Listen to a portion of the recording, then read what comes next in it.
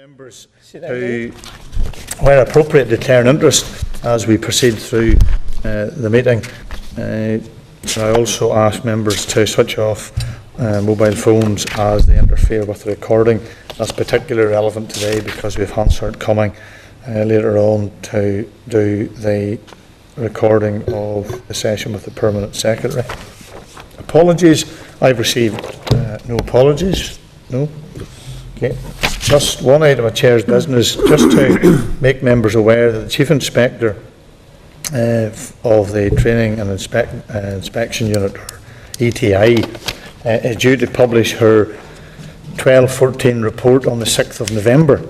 And it is usual that the Chief Inspector would informally brief the Chair and the Deputy Chair.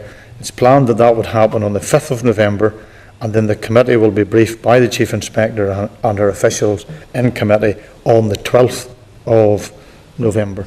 So if committee is happy with those arrangements, we would proceed on that basis. Okay? Yeah. Happy? Danny?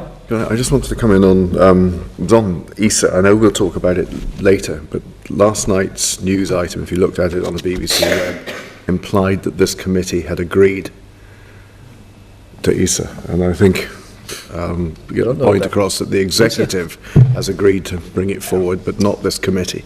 You were off that day, Danny. Just proves that you can't.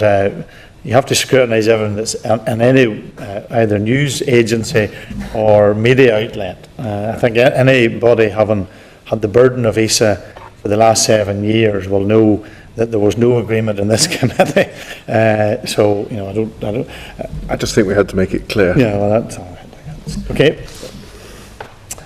The draft minutes of the 3rd of September, and they're at pages 6 to 15 of the pack. Agreed? Yep. Thank you. Just one issue matters arising, and it really is in reference to pages 17 to 26. It comes under an issue which we raised at committee last week regarding the community planning. We had considered correspondence relating to community access to schools. We agreed to consider at this meeting previous correspondence on community planning and education. And members will find at page 17 to 26 correspondence from the DOE Minister on the subject. And as members can see, the current DOE Minister was to ask officials in his department and the Department of Education to consider how schools might be encouraged to interact with the new councils when established and running as of the 1st of April next year. Reference is also made to community planning pilots. So I propose that we would seek a written update from the Department of the Environment and the Department of Education in respect to these two matters, because I notice that even in the correspondence that the Minister sent to us, he makes reference to community planning, and I think it would be worthwhile and useful if we had some indication from those two departments as to how this is progressing. Have enough? Yep. Thank you. Correspondence at pages 30 to 152. We have 5 items provided under correspondence and 1 tabled item. At page 32, you'll find, members, that the Minister has written to the committee and he advises of 2,900 school-based redundancies in the current budget period, costing 95 million, nearly 80% of which were funded from the department budget. He also advises of 452 non-school-based redundancies costing 31 million. The Minister highlights projected savings of 200 million by March 2015, in line with the savings delivery plan. And he indicates in the correspondence that the savings associated with the proposed single education and library board will be comparable to the savings estimated for the Education and Skills Authority, i.e. 20 million per annum. I don't know how he has come to that figure, no. Because you're dealing with two completely different structures, one which proposed the amalgamation of 8 organisations and rather than the current structure, which is 5. So I fail to see how those, well, not the first time the figures don't match, but we'll have to get further clarity of that, and maybe that's something that we can pursue when the Permanent Secretary is with us later on this morning. The Minister finally indicates his support again for a body to represent the interests of the controlled schools. And as members are aware, and the Deputy Chair made reference to it at the start, the Executive agreed a paper yesterday which will now allow there to be the drafting of a bill for the creation of a single education board for Northern Ireland. It's regrettable that it has taken us 7 years to get to a point in time where we could have been if the suggestion had been followed then. Even the suggestion which had been made by the Education and Library Boards themselves in a paper which the Department has had since 2005, a simple amendment to the 86 order which creates one Education and Library Board. But I think the significant element of yesterday is the enhanced role and position and place for the first time ever in legislation since Lord Londonderry's education provision in regards to the control sector. And I think that that is a right that has now been a wrong that has now been righted, and I think that's to be welcomed. However, I would say this, members, we await to see the bill. Absolutely. So the general architecture is in place with key component parts which are vitally important and were essential to any agreement being reached. And now that they're in place, then we will see the detail of the bill. I don't expect members, just to satisfy your curiosity, I haven't seen the bill, but be assured it's not going to be as it was in the previous bill where you had, I forget, 79 clauses and you had 12 schedules. It will be a lot less than that. So it's not going to be as taxing as we've endured for the last 2 or 3 bills. So that was outlined in the Minister's letter. That letter is available. Members will have it at pages 32 onwards, and it gives a lot of detail in relation to the things that I've set out. But the Minister then asked the committee for formal support for the protection of the education budget from baseline reductions. And in tabled items, you can see a letter from the Minister which is now confirming the Executive has approved the single Education and Library Board. So I just raise that at this point because I think that members will have their various views in relation to the current announcement in relation to the single board, but I think there will be a cautious approach to the Minister's request, particularly in relation to him asking support for the protection of the education budget from baseline reductions, because there are a number of things that we need to highlight. One, that the committee has repeatedly and unsuccessfully sought details on the savings delivery plan. No information on 13-14 savings delivery plan has yet been provided, and the action plan following the PEDU Stage 2 reports on school meals and catering, they have refused to share those action plans. But as we know, those action plans are now forming part of an internal group within the department. So I think that we could very well conclude that although the committee wants to see more money spent in schools, and money seems to be and is at the heart of much of the issues which we currently face in terms of the executive, in the absence of full disclosure of the reasonable information that this committee has requested, it may not be possible for the committee to unequivocally endorse the Minister's budget plans. I'm always reluctant to give any Minister a blank cheque. There are still issues around the savings delivery plan and the interaction and interplay between DFP and the department. You know that the Minister has repeatedly refused.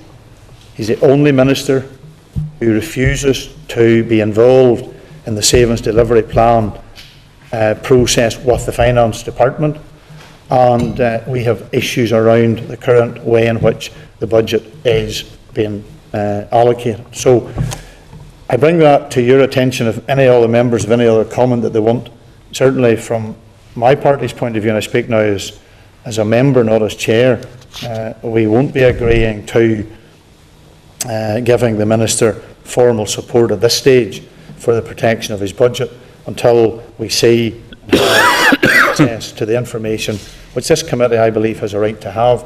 And if we fail to get it, then we will enact the powers that this committee has to get that information. Chris? Thanks, Chair. I understand some of the frustration in not seeing some of the documents that you wish to see, but I couldn't disagree more. I've seen in the media that the Finance Minister and various other members, speaking on the party political capacity of your own party, have criticised the Education Minister for running somewhat, I think the term was an independent republic of the Department of Education. But I think our young people and teachers and everybody involved in education are delighted that the Minister has taken such an approach and protecting as much as he can frontline budgets in classrooms and anywhere else. So I'm disappointed to hear you say that, and I do think that the committee should back the Education Minister in trying to protect his budget as much as possible. Well, I'm not getting into an exchange, but the only thing I will correct in what you've said is that's different. If the Minister's protected frontline services, as you say, it's a pity that he didn't write that in the letter which he wrote to us dated the 3rd of September, where he said, and I quote, "Whilst I've sought to protect frontline services, it has not been possible to protect them in their entirety." So quite clearly there has been an impact in terms of frontline services. It's quite clear that there has been.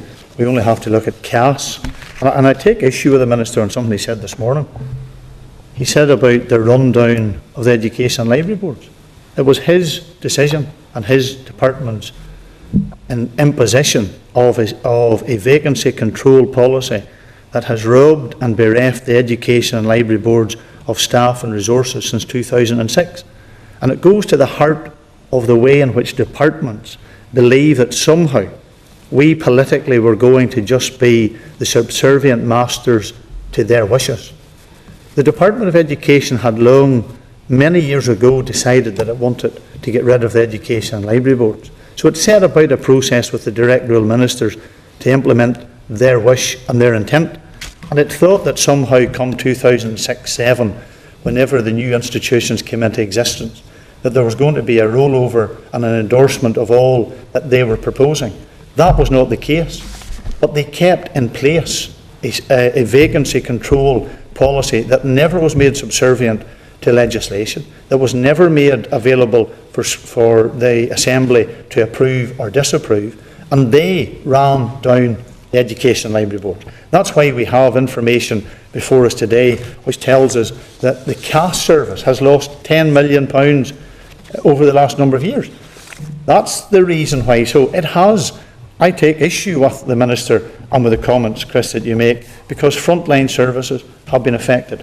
Ask any Chief Executive of any of the ELBs, ask any teacher what support there is now from CAS, and they'll say it's virtually non-existent. So frontline services have been affected, and I think that in terms of that, until we see how the department is going to engage and has balanced its books, then I think we will, and I'm speaking personally, on behalf of my own party, we will be not endorsing the Minister's request for us to support him in the current climate. And the other, and I don't want to get the committee embroiled in this debate, but the other thing is, let's remember the political context in which this is being said. When you and your party are holding us all to ransom on the issue of welfare reform and putting at risk the livelihoods of the entire community in Northern Ireland, that's shameful, that's unacceptable, and that's at the heart of where we currently are at. And so it's rich for the Minister to come to this committee and then ask us to say, will you give me a blank cheque? Sorry, it won't be coming. Again, Chair, I take your points on board. I don't believe the Education Committee is the place to get in discussion on the effects of welfare reform or cuts or anything else, but I think the Minister has been quite clear from day one that he doesn't have the budget that he wants to have. He wants more money to run the education system effectively, and that has involved reductions that we all don't want to see. So I think it's only right that an education committee would back an education minister in wanting more money for our schools and our classrooms and everything else. But and the only point I'll find is this, and then I'll go to Danny. Let's remember, and read what the minister said to us. You see, it's all how you dress something up. You can call it significant savings, but you're calling what significant savings in terms of welfare reform cuts. Well, the minister made significant savings, and let's tell the public, in the minister's own words, what those savings were. In 11-15, it was clear that I would need to make significant savings in excess of, let's get the figure, 300 million. That was the cuts that was imposed as a result of the actions of the education minister. Doesn't matter what way you want to try and dress it up. Doesn't matter how you want to present it. That's the reality. So let's get away from this nonsense somehow, that there are parties whose hands are clean in terms of cuts, and somehow that there's a Pontius Pilate exercise being carried out at the minute, that it's all the other bad parties, and it's the bad DUP and others, and they're the Tories or everybody else you want to blame, and somehow we're squeaky clean. The minister's letter, and it will be in the public domain, makes it very clear the cuts that he has brought about as a result of the budget, which this executive and this assembly approved for 11-15. That's the reality. Danny? Is that the result of the £4 billion cut to the block grant? That's the result of the reduction in the amount of money that comes from the Sovereign Parliament of Westminster. Tories, Yes, yeah. exactly. See, Yes. we're not blaming you for the cuts. You know, We're so not blaming the DUP, we're blaming the Tories. Yeah. We should be very thankful that but we're not getting into that debate today, Danny. You open the door. Thank you. I want to be very brief in this. I support the chair when it says that we shouldn't be ring fencing and we shouldn't be. I'd love to see all the money we need coming into education. But the truth is, every single department at the moment is getting to the point where its baselines are being cut. Therefore, we mustn't protect one over the others. We've got to get back to what this was all set up to be, which was consensus, finding a way forward so that we get a system that works. And I think that's the attitude we should all be taking. Thank you. Trevor? Well, on the announcement about the boards today, I suppose you have to welcome that. You know, only it's crumbs, but something's better than nothing. The question of the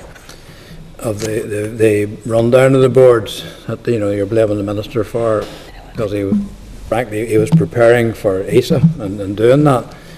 I don't say as that activity is completely lost, because if the boards are going to amalgamate, hopefully they'll need less staff. If they don't need less staff, there won't be any savings. So it's a lot of it will be still valid work. As far as the minister's plaintiff plea here for the committee to support him on ring fencing the education budget, frankly, as far as I'm concerned, you can forget it, and they'll not be getting support from us. If the education system in this country was run properly, I don't entirely blame him for the problems we've had, but in my time in this committee, the education system has been pretty much a shambles, with the honourable exception of the teachers who continue to teach and produce good results no matter what. If you talk about area planning and all the rest of it, the lack of activity and sometimes actual activity has, to me, means that there's enough money in the education budget if the system was properly run. And the only way that you could protect his budget would be at the expense of other people's budgets. He makes the point in that letter that education is so important. That it's absolutely vital for the welfare of our children and the future of the country that we produce good education. Who could argue? So, does that mean it's more important, for instance, than the Dell budget? I don't think so. But I will make a small political point. The two alliance departments here, one of which is Dell, which is I think the third or fourth biggest budget that we have, and Justice represent 19% of the overall budget of Northern Ireland, and they're being asked to field 49% of the cuts. Now that's the sort of thing that's going to happen if you try and protect particular budgets. Now, if I would take a slightly different view on health, for instance, but on education, if you can see that it hasn't been properly run, but for whatever reason, over the years, we've wasted a lot of money and continue to waste a lot of money through not being able to make decisions and through going off on programmes which are going to cost a fortune, and frankly, the effect of which is questionable. And I'm talking about the shared education, the whole agenda. It doesn't make sense, it doesn't add up. And I would generally find myself in support of what the Minister is trying to do, as you all know. I think it's a crying shame, but ESA didn't go ahead. Even ESA watered down and tailored to try and bring in the views and accommodate people like your own party, Mervyn, and the transfers and all the rest of it. I think it could have been done, but we are where we are. A lot of money's been poured down the drain, really. So I'll not be supporting ring fencing or protection of any particular budget, and particularly education. Yes, sir. Sean? You know, I think we don't want this particular committee to degenerate into a party political thing, because at the end of the day, we all, I think, are very good at working together for the welfare of our schools out there, for our children, for our teachers, and for the education system in general. But we have a very, very important function, and that is hold the department to account. And, you know, things, there's a comment been passed to the Minister, but in terms of the department, you know, we have presentation from the department and we only get the papers that morning, whatever. We have to keep the pressure on the department in terms of up-to-date and accurate information. You know, savings delivering plan, as you said, Chair, and so on earlier. And I think that's really where our focus needs to be.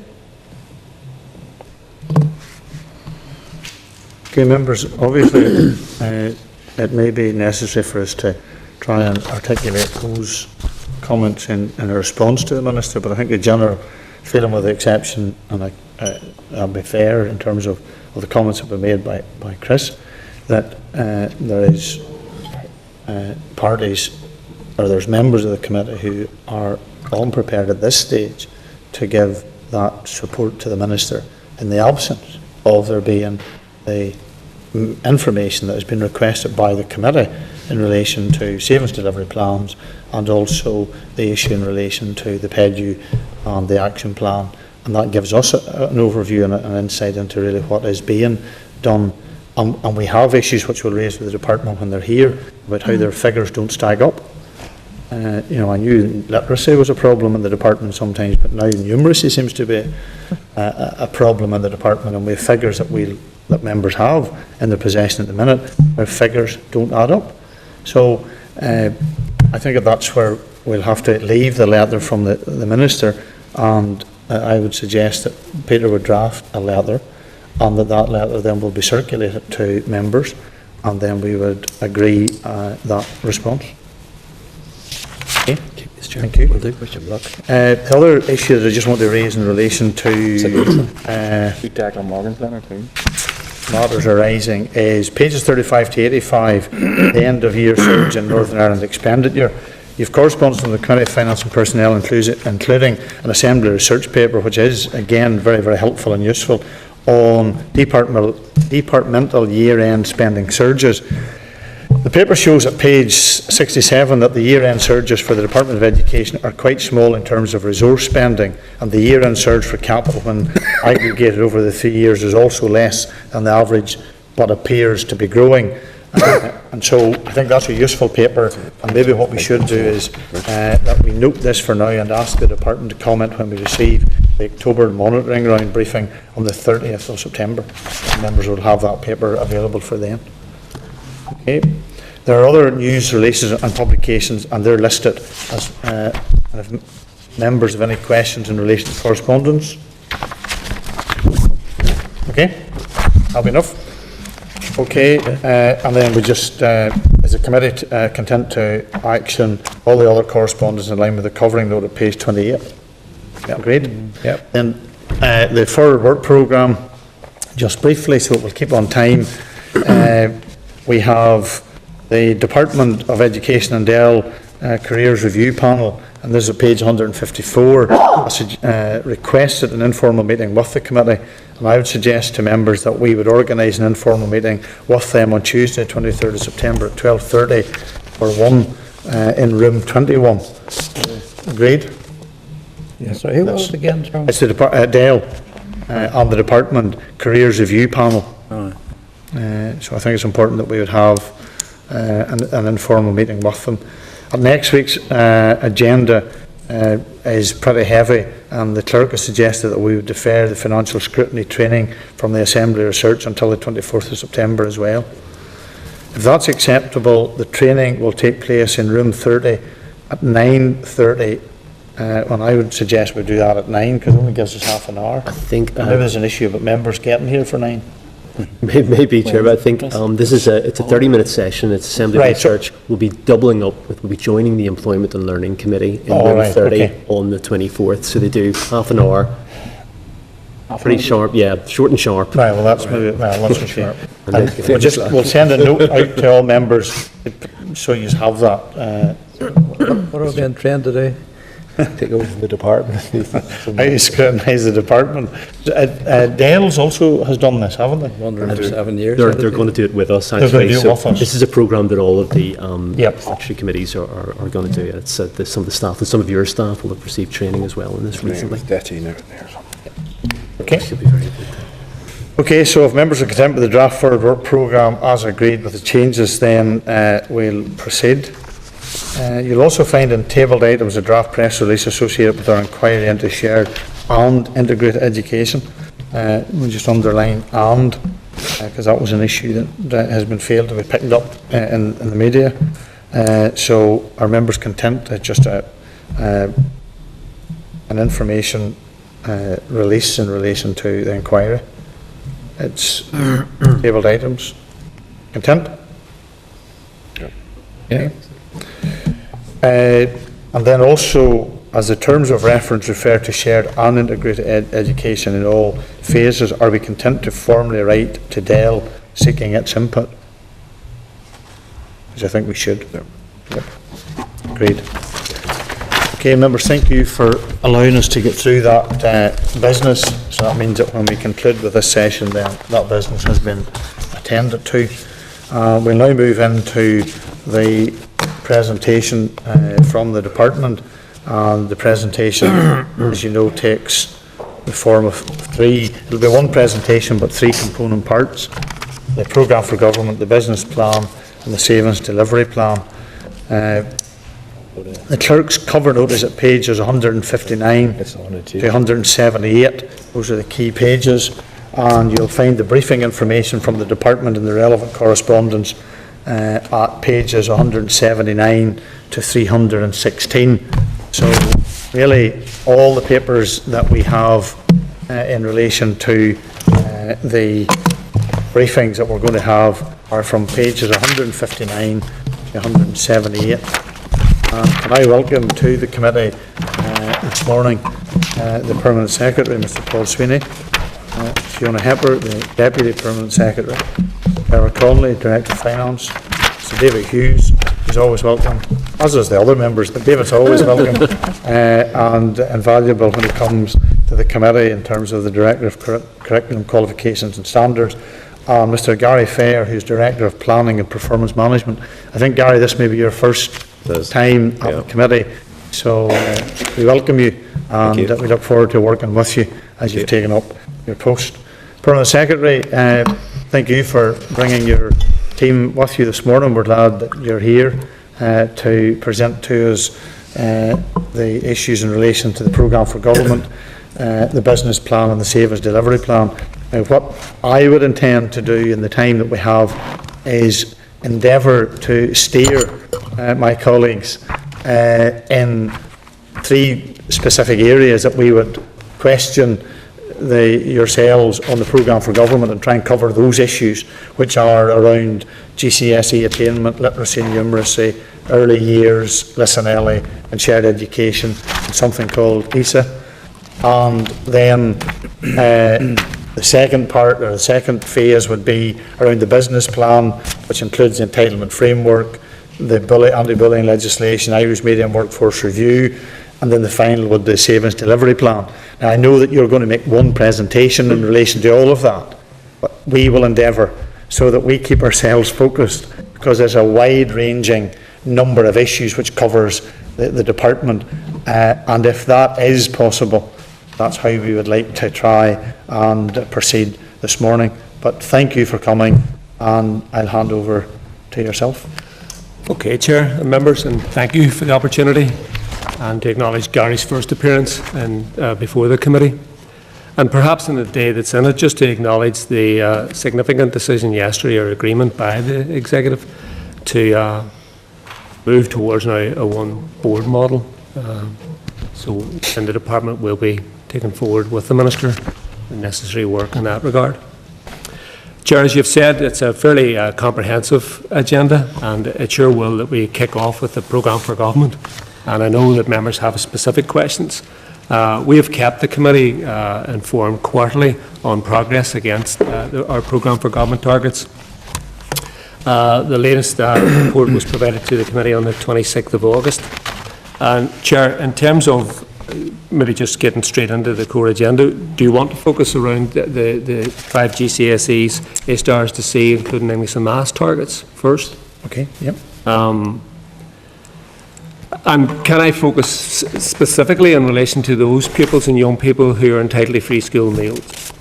And let me say at the outset that the Minister and the Department have set a very challenging target there to achieve 49% of our young people who are entitled to free school meals, achieving 5 good GCSEs or equivalent A stars to C, including English and Maths. Now, the latest figures available are for 12-13, and it's just shy of 35%. So sufficient to say that we have a huge task on our hands in terms of closing that gap between the target of 49%, initially set for March 15, and currently just shy of 35%. We make no apology for setting an ambitious target. And if you think about it, expecting just less than half of our young people entitled to free school meals, achieving 5 good GCSEs, any society that would set itself a target less than that needs to seriously question its ambition for its educational system. But what I'd like to do now is to focus on some of the measures that we've put in place, such as the Signature Project, the deployment of almost 260 full-time equivalent teachers in 301 of our schools, directly providing additional support to 10,000 young people. To talk about the work we've been doing with continuous professional development, the impact of Education and Works campaign. So there's a number of initiatives that we would like to go into some detail, but my opening statement is to say no apology for a very ambitious target. We're making some incremental progress in that regard. The target itself has created momentum, and I think there's a focus now in schools on that particular cohort of free school meals entitled pupils that frankly was never there in previous years. So maybe I'll pause there, knowing that the members have specific questions. Okay, can I just, because I want to go to Chris on this, but can I just ask, there is a worry, if you look at the figures, and this is the difficulty when you try to extrapolate statistics and you base it on the process that we have in terms of this. But if you look at the figures, there is an issue which is arising, again, between girls and boys. And in English, for example, 27% did not get grade C or higher, which equates to almost 6,348 pupils. But when you break it down by gender, 37% of boys didn't achieve the benchmark. And that's 3.5, nearly 4,000 pupils. 21% of them were girls that didn't attain the grade C or above. And so it's that gap between boys and girls of those not securing the C or higher in English, 61% of boys. That is an issue. And what does the department believe is the reason for that? And I know we can easily say, oh, but the statistics across the world all show that girls will always outperform boys and so on. But I think that's not good enough. I know it's not good enough for me as a parent, having had a boy come through the process, although I have to say his grades impressed us all, and I think we're good in terms of the school. But in terms of boys, that gap seems to be widening. What can we Maybe David, do you want to pick that one up particularly? You very sensibly made the first point that I was going to make. I think it is a recognised feature around the world, and you've made that point already, that in particular in reading skills, it's shown from primary right through post-primary that girls outperform boys. But it's not obviously a given that that necessarily has to happen. I think there are a number of elements that we have recognised in the regional strategy in terms of tackling underachievement, because potentially that what we're seeing there is not simply that boys will achieve a lower level, but the implications must be that there must be some underachievement there, that there must be some boys who could perform better, if you see what I mean. And in those circumstances, the first and most important intervention is actually the understanding of those boys' teachers in the context of those boys' schools. And so for schools to identify the strategies that they intend to use for their pupils in their school, that would be the first and most important element of a response to a regional statistic, as it were. I think the fact that increasingly the school's use of data, so that individual schools, that the senior management teams in schools, the heads of department in schools, are looking at the data that they get about how their pupils are performing. The increasingly sophisticated use of data in schools means that schools will be identifying this issue in particular. That's very important as well. So a very data-rich environment is one in which schools are able to identify problems, identify challenges for their own school, and therefore target their efforts to address them. I think a third element that I would draw in, it's absolutely true that getting a qualification in English and getting a qualification in maths is a critical element to achieving that threshold of attainment, particularly at the end of Key Stage 4. And that is why the Programme for Government Target talks about 5 Level 2 qualifications, GCSE equivalents, including GCSE English and GCSE Maths. But if we think about what the other 3+ subjects might be, having the opportunity to study a very broad range of subjects in Key Stage 4 means that the English and Maths is placed into a context in children's education. And I know that we certainly hear this from schools, that there are some pupils, and I'm not saying necessarily boys, necessarily girls, but you can see how it might apply to boys equally, who find that their traction with their English and Maths learning comes with their engagement with the rest of their education. And so if they are being forced down a particular route and lose that engagement with their wider education, that may make their engagement with English and Maths that much harder. If they are given the opportunity to learn something which they're really interested in, something which they're passionate about, something which they know will lead on for them, then placing English and Maths in that context can be enormously helpful. So those as it were, I think, are the 3 main points I've made. I'm not suggesting that there aren't scores of strategies or interventions that teachers may say, well, this would work in this case, and this would work in this case, but I'm not sure that from the Department of Education we would necessarily say, well, here is the answer that's going to address the potential underperformance of boys. Yeah, because somebody's mobile phone is not switched off, so it's not mine. It is, mine is off. I'm not guilty. So somebody could pay attention to that, please. And the reason why I think something that we want to at some stage come back to, but this week we had the Save the Children launch their Read On, Get On report, and they are saying that 500,000 children will reach the age of 11 unable to read well by 2025 unless urgent action is taken, and that included you know, Northern Ireland had a part to play in that overall figure. So it is an issue that clearly, and I accept that there are various different strategies, but it is a worry, particularly when you see in English, there's still a huge gap between girls and boys, and I think that we need to maybe have a more focused intervention. I know we always talk about the working class Protestant boys as being an issue, and that's an issue that's still there. However, when you look at the figures and the breakdown, it's an issue in nationalist areas the same as in unionist areas. So this is not a problem which is specifically because there's such a minuscule difference between the figures sometimes in the numbers. But the majority would still seem to be in one particular community. However, irrespective, I don't care what the community is, if there's a problem there, it needs to be addressed in some structured way. And I think that's a very good point, and I'd particularly bring out the fact that for the individual child, it doesn't matter to them whether they're a boy or a girl or in which community they are, if they need their English and their maths. That's right, yeah.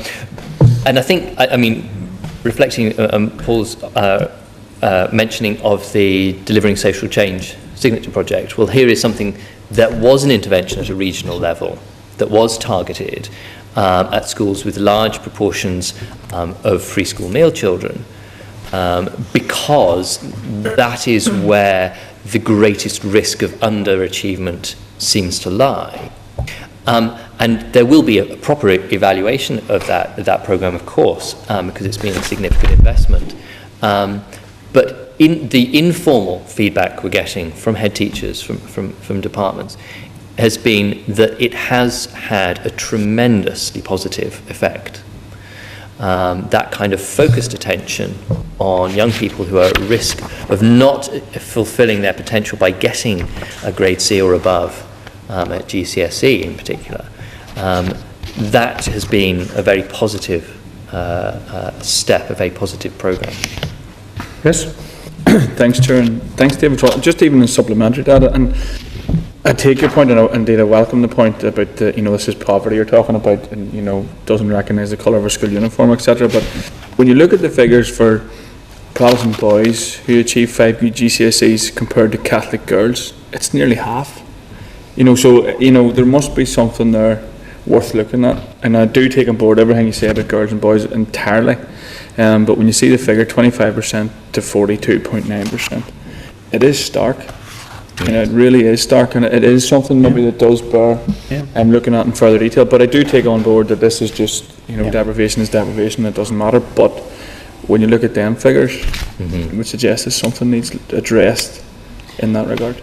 I'm sure that there could be input from a number of different angles, and I think I was very struck listening to Jackie Redpath speaking about the focus that the Greater Shankill Convention is looking at placing on children and young people locally, and repeating a very clear narrative from his perspective of how he understands educational performance in that area has been affected by numerous factors over the decades.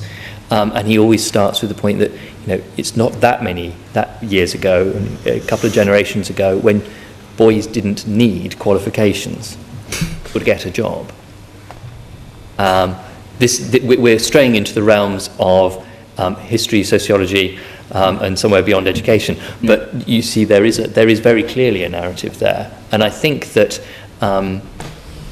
the twin aspects of the Department of Education's role, which is to ensure that once in school, the quality of education is the best it can be, the aim that school improvement should lead to every school being a good school, but outside school, marshalling those different factors as far as we can to support the value of education.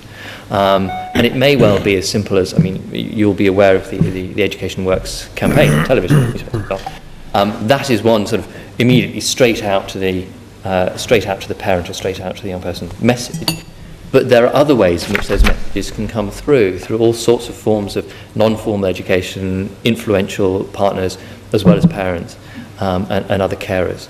So there are a range of approaches, and I think those are all part of the strategy in terms of looking at standards. Yeah. Well, that's fair enough, yeah. I suppose, again, I just wanted to ask that supplementary because you started with the chair, but To go back, maybe Paul and to anybody even, about why we're missing our targets. Are they too ambitious? How do they sit within the wider sort of UK and Ireland framework? You know, you talked about any society would be crazy not to be setting targets like this. Are our targets as ambitious as they are maybe in Wales or Scotland, England, maybe the South? And are they missing them as much as we are here? Okay, second part, comparison with performance, say, with England and Wales. David will pick that up in a moment. Okay. But again, just in context, one, a systems-wide analysis would say, in terms of English, 70% of young people pass English at at A star to C, and 69% on Maths, A star to C. But when you then drop down to that cohort of young people entitled to free school meals, and it is this whole, they use the term, the trail of disadvantage, that's really where the focus has to be, really, because there's always this great debate, do we have a world-class education system?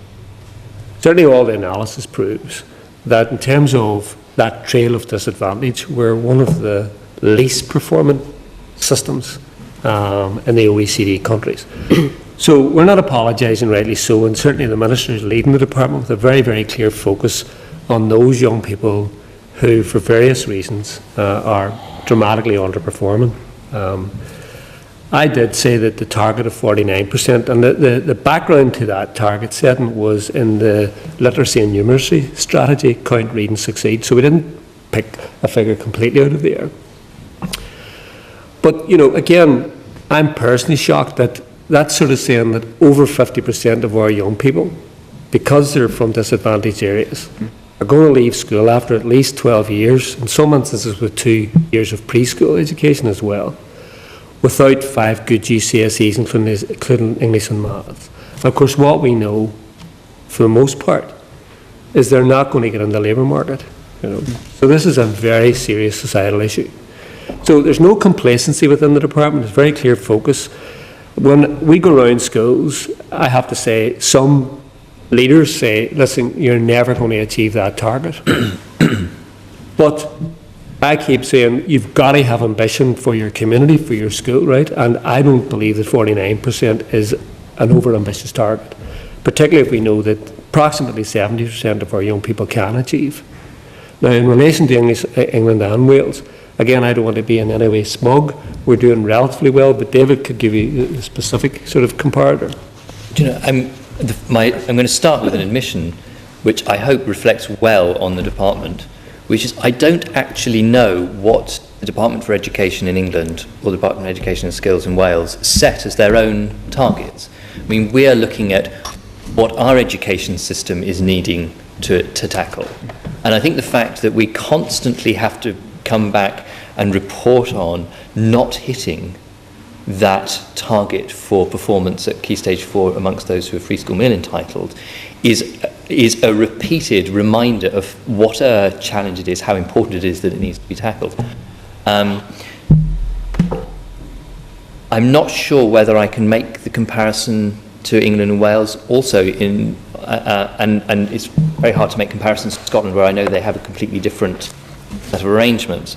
I know that in Wales, the trigger for their efforts in education has actually been the international benchmarking work, and they will have got looked at how they have performed in terms of the PISA report, and that has triggered a considerable amount of work, actually very impressive work within Wales to address the challenges they see in their education system.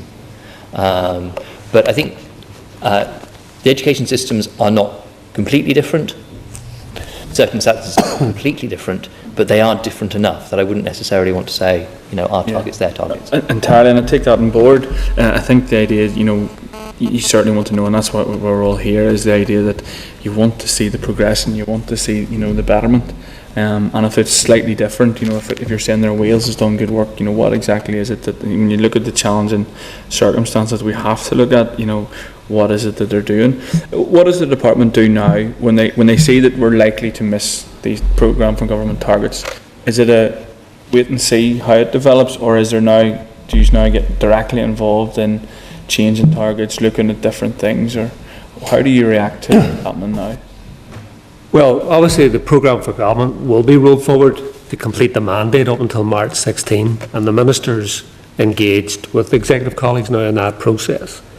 And I don't want to preempt any final decision the Minister might make, but it's possible the Minister might be minded to continue with that target for the very reason that, you know, we have to have ambition, and the target itself should drive momentum.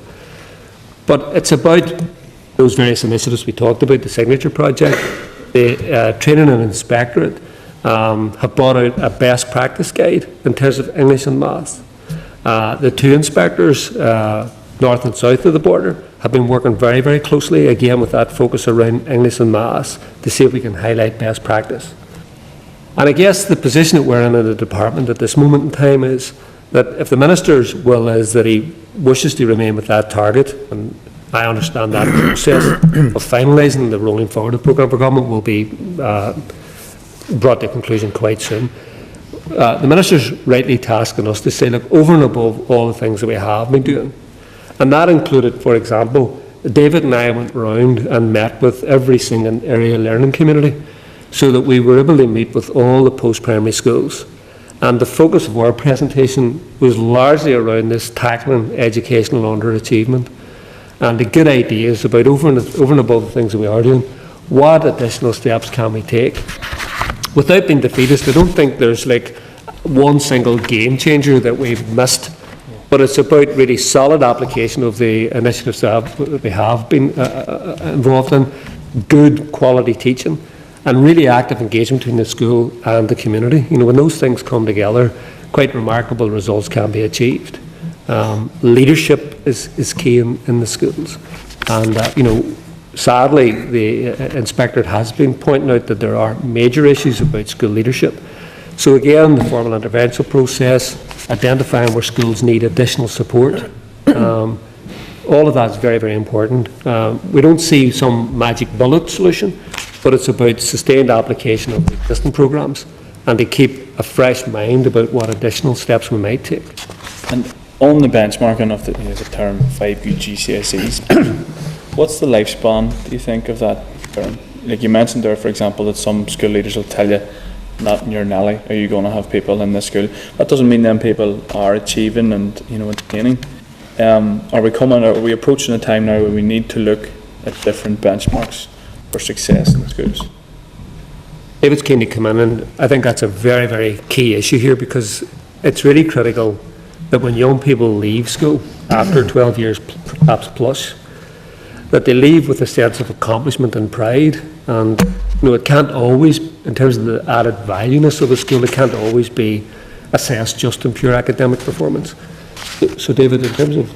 Yeah, I think what I would draw out is differentiating between the measurement of the effectiveness of the education system overall and the measurement of the effectiveness of individual schools. I think in terms of school evaluation, we operate in a very data-rich environment.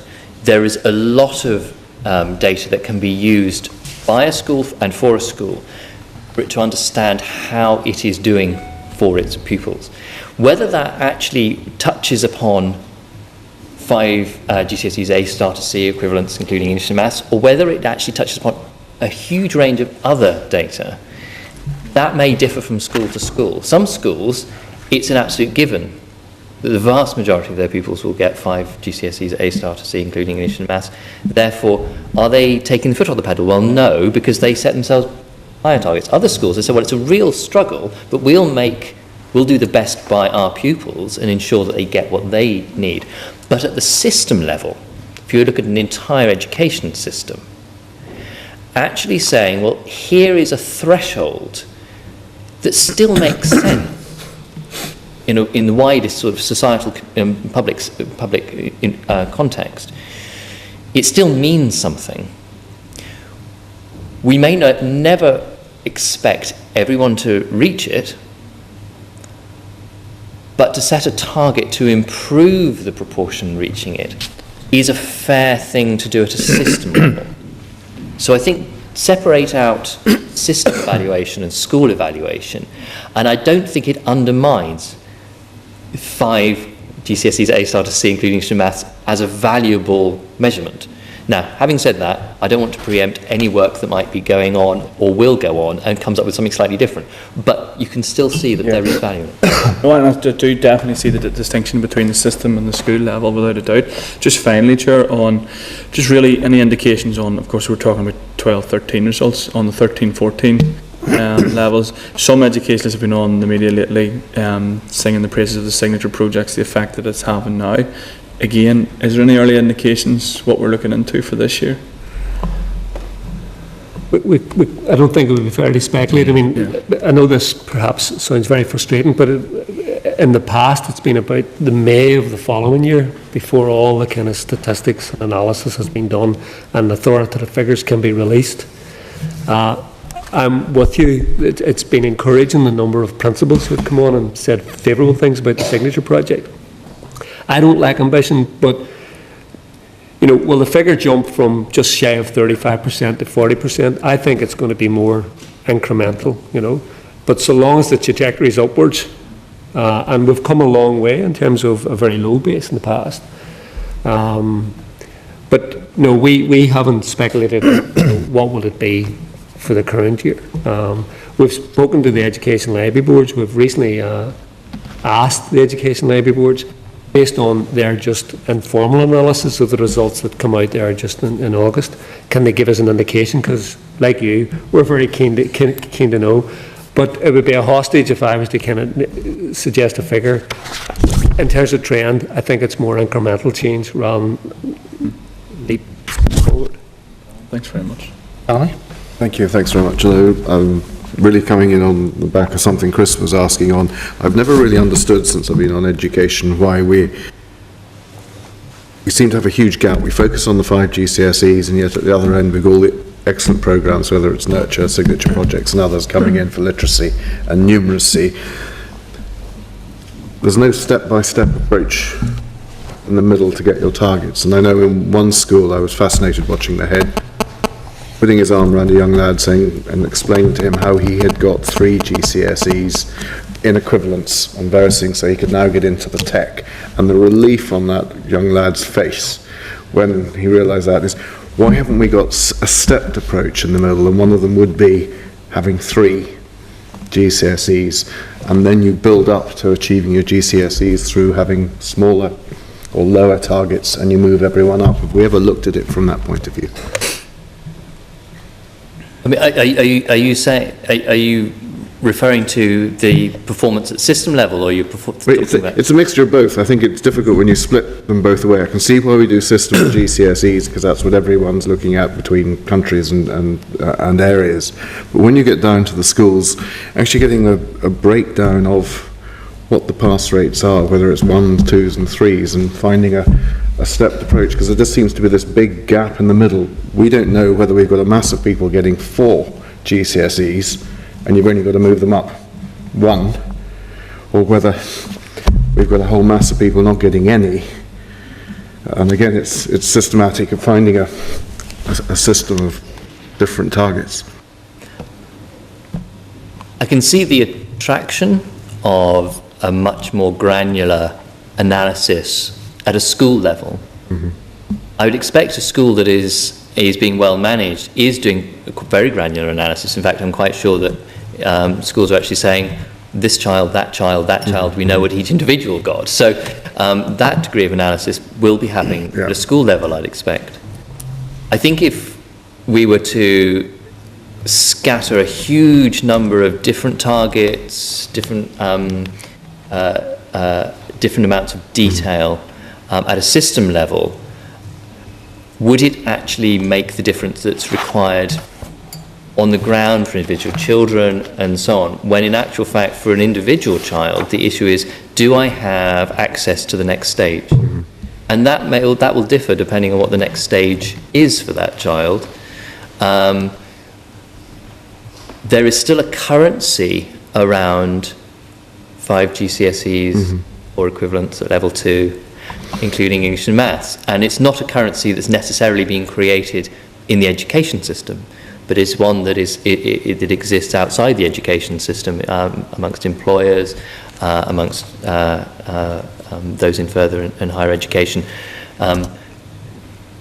So if we step away from it, are we actually doing a disservice by not maintaining, sort of not holding up? This is actually what others are saying is so important. Yeah. So it doesn't have to be a mass of, it could be just one more stage to focus on something in the middle. That's all I was throwing it out.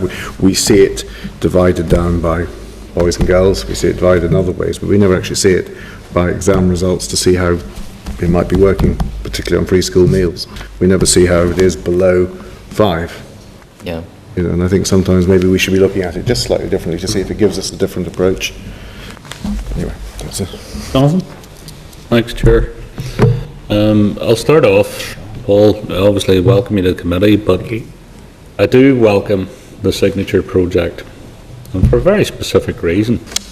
The first project I've actually ever seen that delivered this something, you know, to schools that were trying to tackle the underachievement issue. There's the only project that I know that's actually ever delivered outside of Belfast. And that's an ongoing issue. It's something which I actually want to raise with you, because I was looking, I know Chris actually touched on this. When you look at the free school meals figures there for 5 GCSEs, including Maths and English, there's a 9% gap between Protestant boys and Catholic boys, and a 10% gap there between the girls in both fields. And as Chris quite rightly pointed out, it's almost double when you look at Catholic girls and you look at Protestant boys. I was convinced that enough intervention is actually being done in the controlled sector outside of Belfast, because I know there is additional assistance given to Belfast. But the simple and honest truth is that there probably are more controlled sector schools outside of Belfast, and the only thing or assistance they receive from yourselves is the signature project. There's nothing else. And I'm speaking from bitter experience here, because I know the only other department which has actually helped schools outside of Belfast on this issue is health. It's not yourselves. Thank you, Jonathan, and welcome the acknowledgement of the signature project and the fact that it is crossing 301 schools right across the region. I think that's important. I think it should also, Chair, just acknowledge that this wasn't just a DE initiative, that OFMD, this is an OFM, DFM, DE signature project, so I need to just acknowledge that. I mean, this is very topical about if we just focus in on the control sector. I have quarterly governance and accountability meetings with the 5 education library boards, and I've done that in the 4 years I've been in the department. And you know, each meeting has a major item on educational achievement, and the chair of a respective board and the chief executive would be there. So the department seeks to act as a critical friend and as a challenger to the boards in terms of what is being done or what additional steps can be taken in terms of tackling educational underachievement wherever we find it, but particularly in a board context in terms of the control sector. And of course it's sad that in terms of the formal intervention process, there's a disproportionate number of control schools in that process. Now, thankfully a good number of them are working their way through it and coming out the other end, and I think that is important. Again, in the day that's in it, the agreement yesterday at the executive, subject to the will of the Assembly now and the legislation going forward, it's the will of the Minister to sponsor a sectoral support body for the control sector, and a range of functions have been anticipated for that body. Some preliminary work was done a number of years ago, but one of the key focuses, one of the key functions will be this issue about tackling standards and achievements, you know, within the control sector. And again, what we know in life, if you bring a focus to bear, that does bring additional momentum.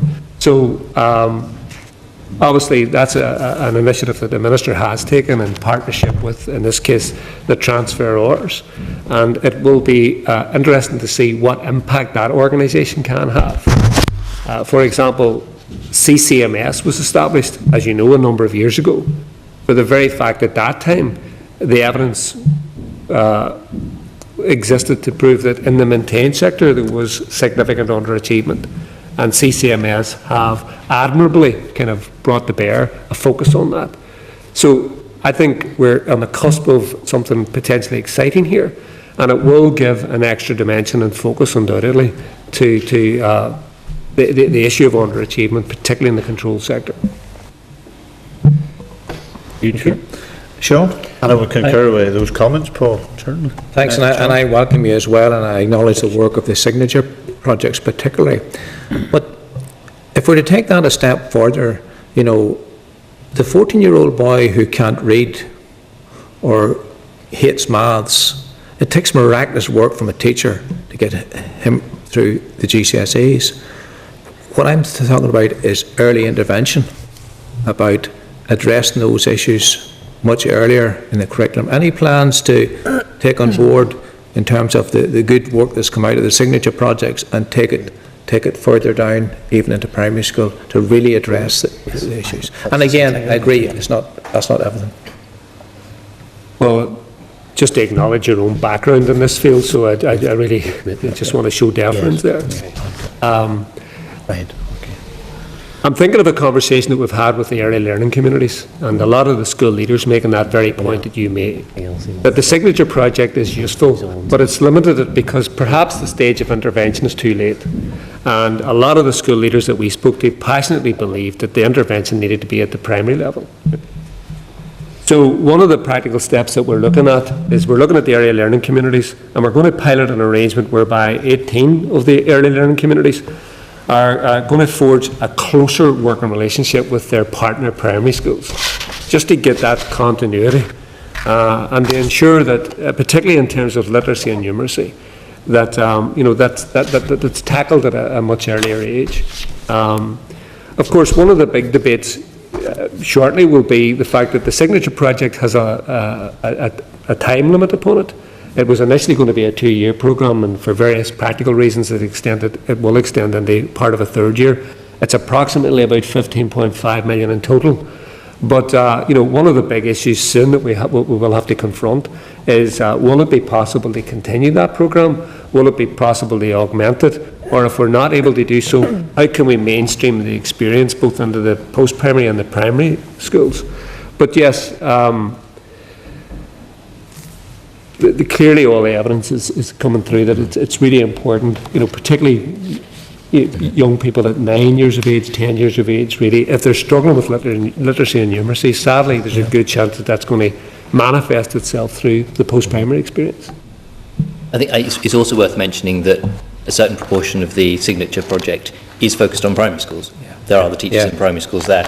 And I think, I can't put my fingers on the exact numbers, but my recollection is about 2/3 in post-primary and 1/3 in primary. I think that's probably a fair reflection of the greater challenge by the stage young people are in post-primary. It takes, as it were, there is more to turn around than there may well be in primary school. But of course, as you say, turning around those are struggling to keep up with what they could do at primary level is so incredibly important. I just wanted to make that point that the signature project already is in some primary schools. Thank you, that's useful. Thanks, Chair. Just before we leave the issue of Commitment 21 in regards to the qualifications, clearly what they're also showing is that, and this goes back to an issue that repeatedly comes to the committee, that despite the target of the support for the disadvantaged students, and we've had free school meals and targeting interventions for a long period of time, and free school meals has been the indicator, but the improvements in GCSE school leavers attainment so far, on the basis of the figures that we have today, over the programme for government period, have been roughly the same for disadvantaged school leavers as for the average school leavers. So you have to ask the question, and it goes back to this point, we have never had any empirical evidence that shows that using free school meals as an indicator has actually been able to give us the outcomes that we want. And I think we're getting ourselves into a territory now where we're not really that sure what it is that has been responsible for making, and there has been progress made. So we have to, have to be honest and say progress has been made. But when you start to narrow down into specific elements of that, there are issues. And particularly if you look at the free school meals debate, it doesn't seem to have actually made any difference. And it's how we're going to deal with that in light of the signature projects, because obviously the signature project was based upon one simple premise: get teachers into schools to give them specific, concentrated attention in terms of numeracy and literacy. Can I just pick up the point you started on?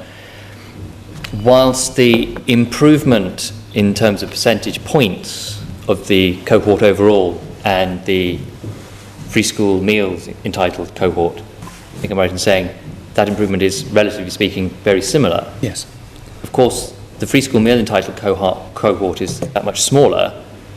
The proportion who are getting that, reaching that threshold, is that much smaller. So actually the proportionate improvement is actually greater within the free school meal entitled cohort. The focus on that cohort is actually showing results. So that if you're looking at the overall figures, the number of children who have the difference of improvement, that group who are showing that difference of improvement actually is disproportionately made up of children who are free school meal entitled. So it is showing that there is an impact by having that focus on that particular cohort. Now, I'm really looking forward to the publication of the school leavers results next year, to see just what degree that the signature project has had an impact. Okay, do we want, is there any other comments you want to make, Paul, in relation to those issues, which are really Commitments 21, GCSE attainment, and really Commitment 42, which was literacy and numeracy? No, Chair, if members are happy. Okay. The other one then that we wanted really was early years, which was Commitment 43. Sorry, Sean. I had another one, and that was really about, in terms of literacy and numeracy, was in terms of levels of progression. Yes. And that was, and I declare an interest here as a member of PAC as well, that the department replied to the PAC memorandum in August 2013, and it talked about in response to report on numeracy and literacy, that indicated that levels of progression had strong potential to serve as a reference point for teachers to secure teaching support that children need in terms of literacy and numeracy.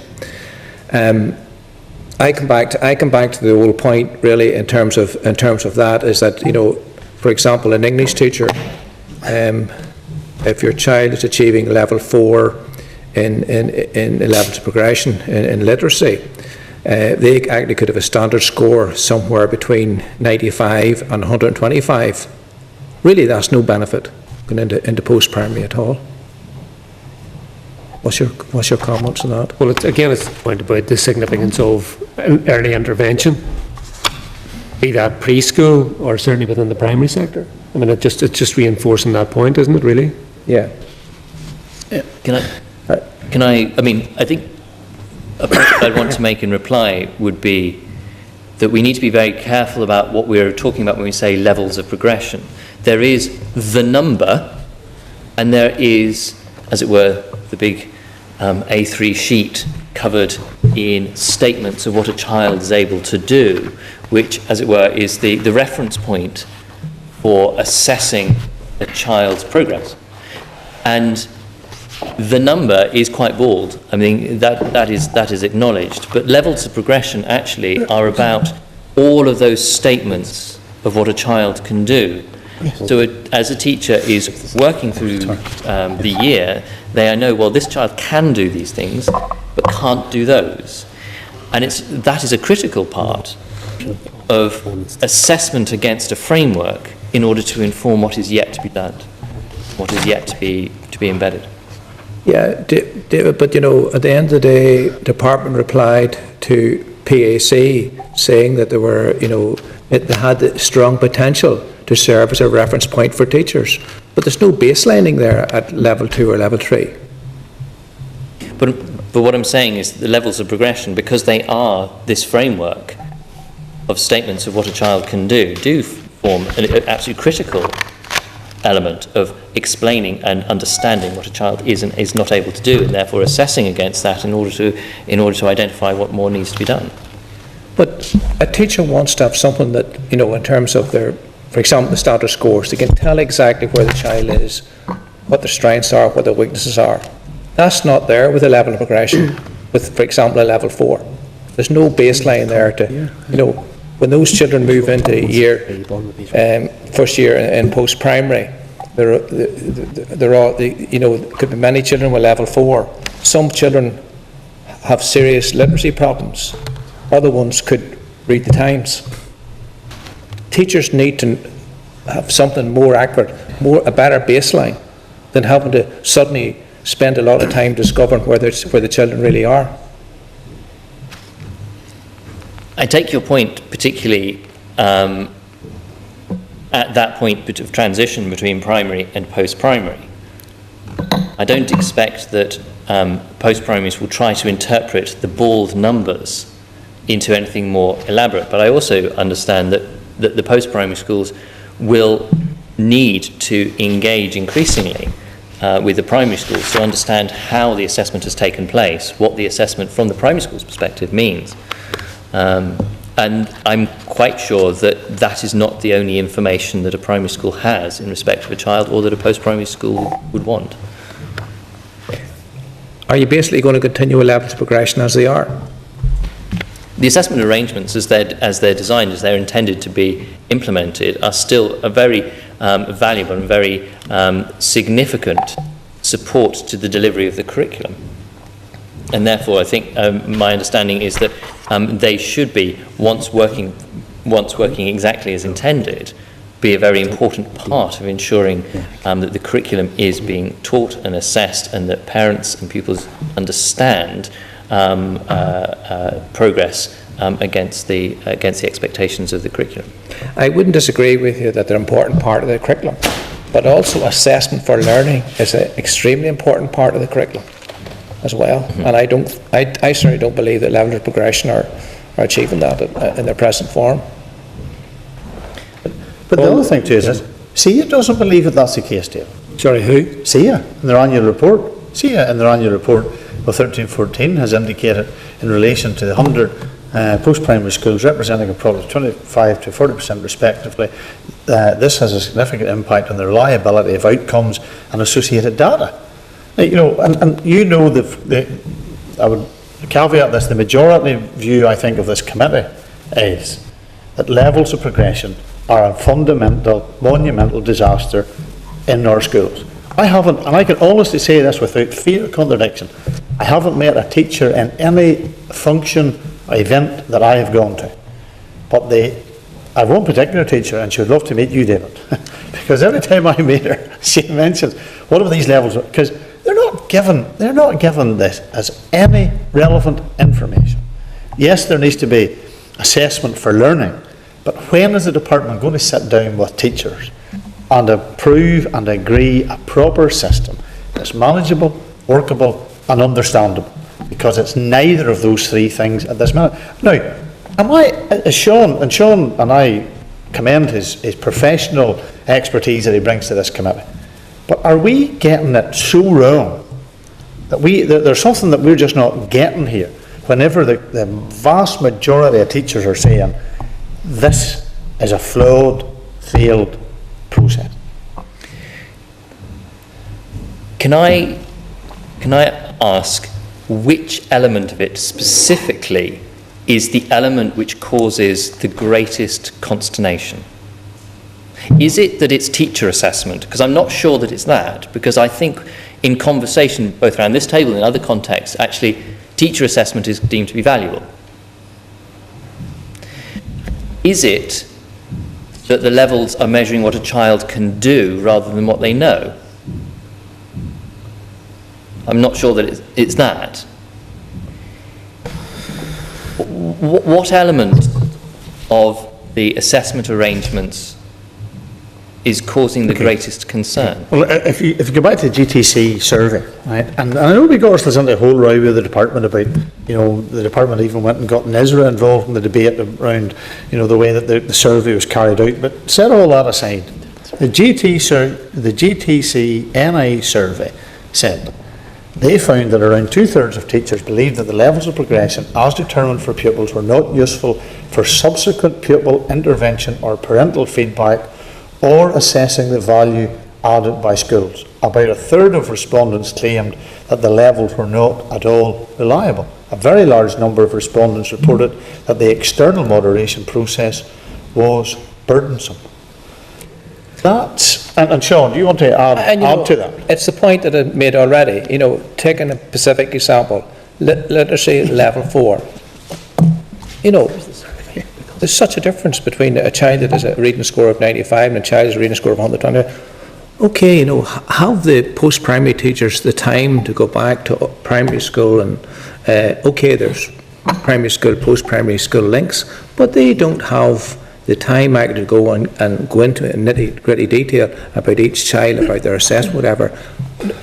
If they knew they had a reading age of a reading score of 95 as opposed to 125, they could organise their curriculum to suit that much quicker. Okay, when they do the first piece of work and whatever, they'll see there's a terrible discrepancy between pupil A and pupil B in their class. That's the point I'm making. There's a particular example. It's not working. You've identified one element of the function of the assessment arrangement, which is, as it were, informing the next phase of progress. I'm not sure whether the features of the assessment arrangements fall on the basis that that particular function doesn't necessarily suit entirely.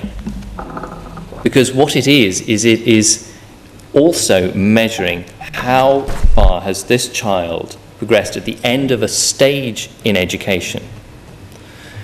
And at a regional level, and I'm saying quite clearly, at a regional level, knowing that a certain proportion have reached the expected level, have exceeded the expected level, have fallen below the expected level, or falling far below the expected level, that is the degree of detail and information that is required at a regional level. We don't need, the master data, don't need any more information. Others may need more information. Schools are already producing more information. All schools are producing assessments of different types, for different purposes, in year, end of year, beginning of year, whatever it is. But there needs to be some assessment of performance against the curriculum. And that is what these levels of progression provide.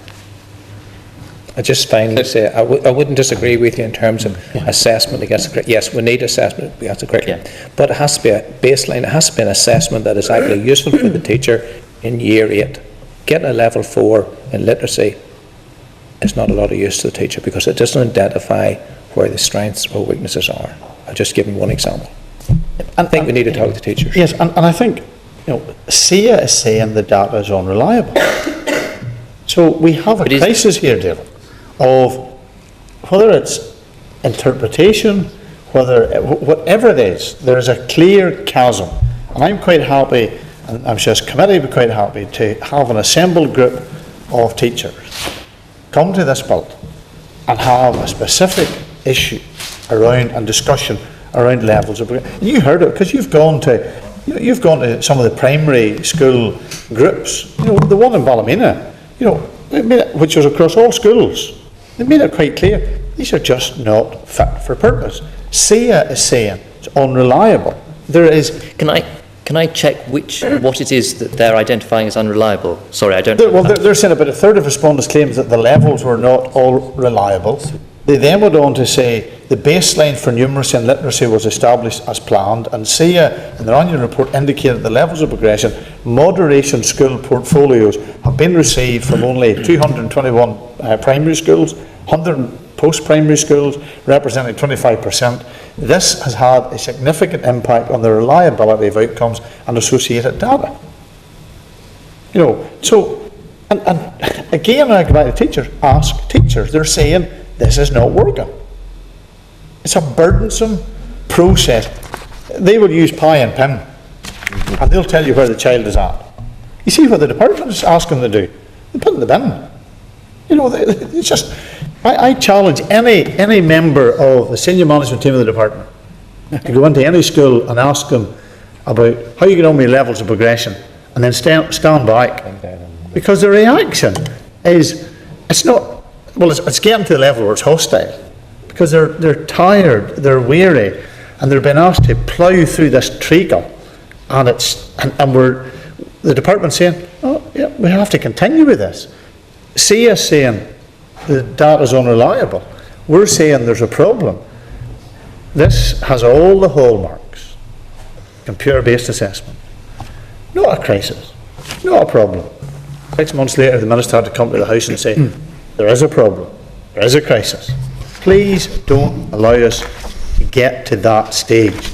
There is, and I think what we will do following off on this, we will bring together a number of teachers, and we will ask for a discussion with yourself and others to actually see, how can we are we getting it wrong, or is the department getting it wrong, or is teachers getting it wrong?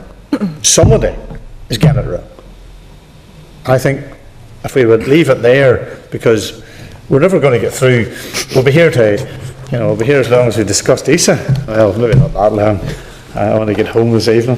The other one was, unless there's any other questions, Sean, on that issue, then the other one was early years, commitment 43. Any comments to make before members have questioned around, specifically around early years? So, I mean, the conundrum for the members in terms of this objective is, you know, we've achieved it. We have, 99.9% children placed. But I would bet that you probably get a great deal of mail in relation to this issue.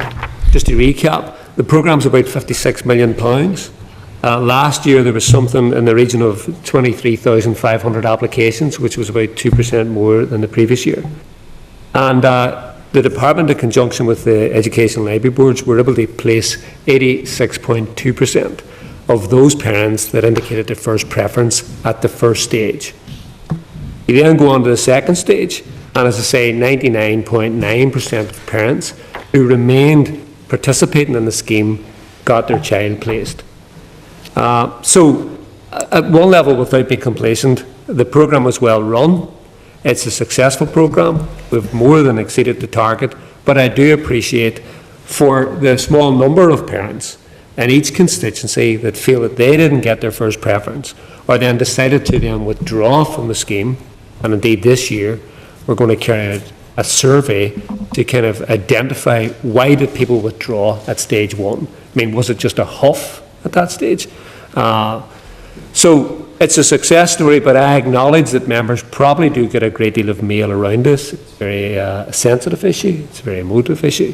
But without being complacent, we're pleased the progress that has been made over the last number of years, in particular in terms of meeting this programme for government target. Sandra? Okay, thank you, Chair, and it's good to meet you. This is my first Education Committee. On this issue, I have a couple of different aspects to look at this. Well, yes, it's good that you're meeting those targets that you specified, but look on the other aspect of that. Seemingly, there's 92% only engage in the process of looking for a preschool place for their child. So there's 8% there seemingly that aren't wanting a place for their child. How do you measure that? How do you find that out? How do you know? Tell me how that's measured. And do you look at the background of those people? For instance, are they free school meals, or do you know why are they not engaging? Have you looked at that? Well, as I say, the department is going to embark upon, and we're going to use a questionnaire identified at those parents who aren't participating, to identify the reasons why they select not to participate, and there may be a range of reasons.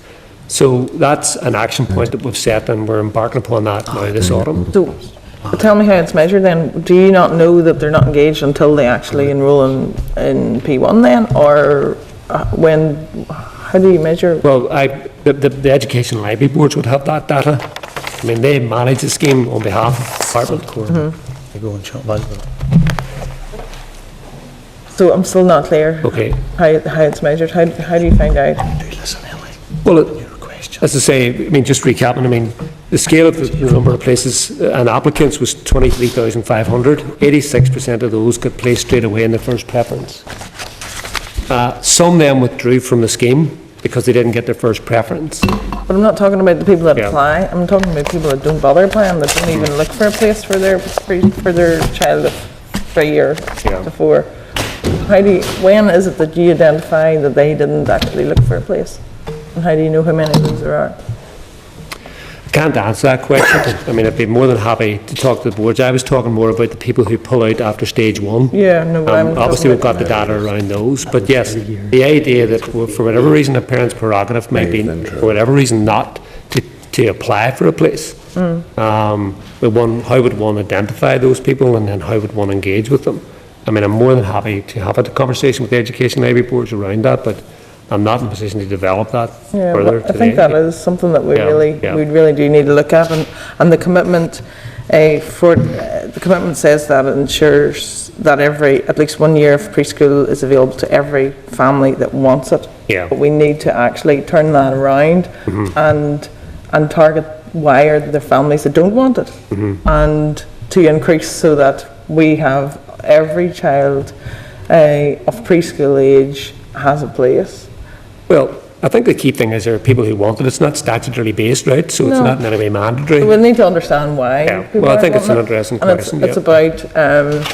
about, looking at the education of our children, and it's about increasing that mindset that education is something that we value.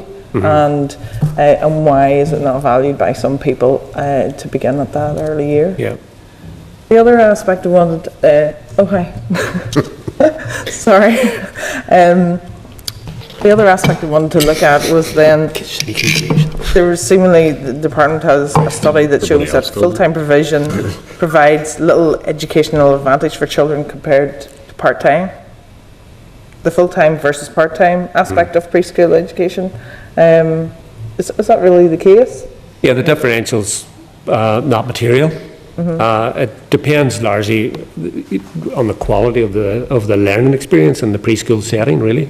But that is the evidence that there isn't that huge differential between full-time and part-time. Well, I note that full-time seems to be more available in the Belfast area, whereas there are more part-time places available outside Belfast. Is there going to be then a different perspective from the Department of Education on the provision of full-time places versus part-time places? Is there going to be a different focus? No, we don't. We're not actively pursuing that at the moment. I mean, I'm not being complacent, but the provision that we have in place at the moment, we think is broadly servicing the needs. I'm happy to look at the point that you made there. Again, it's news to me that there's a preponderance of full-time places in Belfast relative to the rest of the region. Part of that might be explained because of the high levels of deprivation in Belfast. Okay, thanks, appreciate Thank your you. responses. Well, that'd be Thanks. interesting, because when you get to the parts outside Belfast that are more urban than rural, it'll be interesting Yeah, to see. it's just more, I think, the concentration really might be a factor, but Thank you. May. Yeah, thank you. And it's along a similar vein. Just in terms of the full-time, part-time, it's actually the statistics we would have in front of us is that 78% of the provision in Belfast is full-time. And you look at areas like Antrim, where 90% in Antrim is part-time or appears to be part-time. So there is clearly an issue there around regional differences or discrepancies that I would suggest need to be addressed. And I think also just in relation to the numbers, the issue of the numbers, you know, it would seem to us, and again, briefings that we've had and information that we've had from the likes of the Children and Young Persons Strategic Partnership would indicate that the levels of engagement have reduced. I don't know if you can clarify that. I know, you know, you made reference to the 99.9% and the 23,215 applications, 85% got their first preference. And obviously there will be, a difference in those figures, but the question I'm asking, is there a disengagement in early years? Or is this not accurate, what the children and young persons? And that ties in with Sandra's point as well, doesn't it? It does, it's And linked, yeah. I guess, although, as I said, we're going to create a questionnaire on the people who pulled out after stage 1. The members are making the point, look, we need to kind of examine those people who just don't participate. Is there a greater number of people not participating? Again, the trend upwards has been 2% up from the previous year in terms of applications. But yes, on the basis of this conversation, I will engage with the education library boards on this very point to see if, what evidence is there available to suggest that people, as you say, are disengaging, and if that was the case, trying to identify what the motivation for that was. We haven't got, if you like, a plan of work to tackle that, but on the basis of this conversation today, I'm happy to have a preliminary engagement with the education library boards in the first instance, engage with all 5 of them, and at least get an overview of that position, and I'll perhaps be in a better position than to advise members if you give me a short period of time to work on that. Okay, no, I would welcome that clarification, because again, it was pointed out by the Children and Young Persons Partnership, and I suppose, just reflecting, Chair, the 23,215, I'm sure if you looked at that and then looked at previous years, it might give you a fairly accurate read on. So we welcome that clarification forthcoming. Finally, Chair, just in relation to this new proposal across a number of departments around the Early Intervention Transformation Fund, is there thinking going on within the department there of how that can support early years?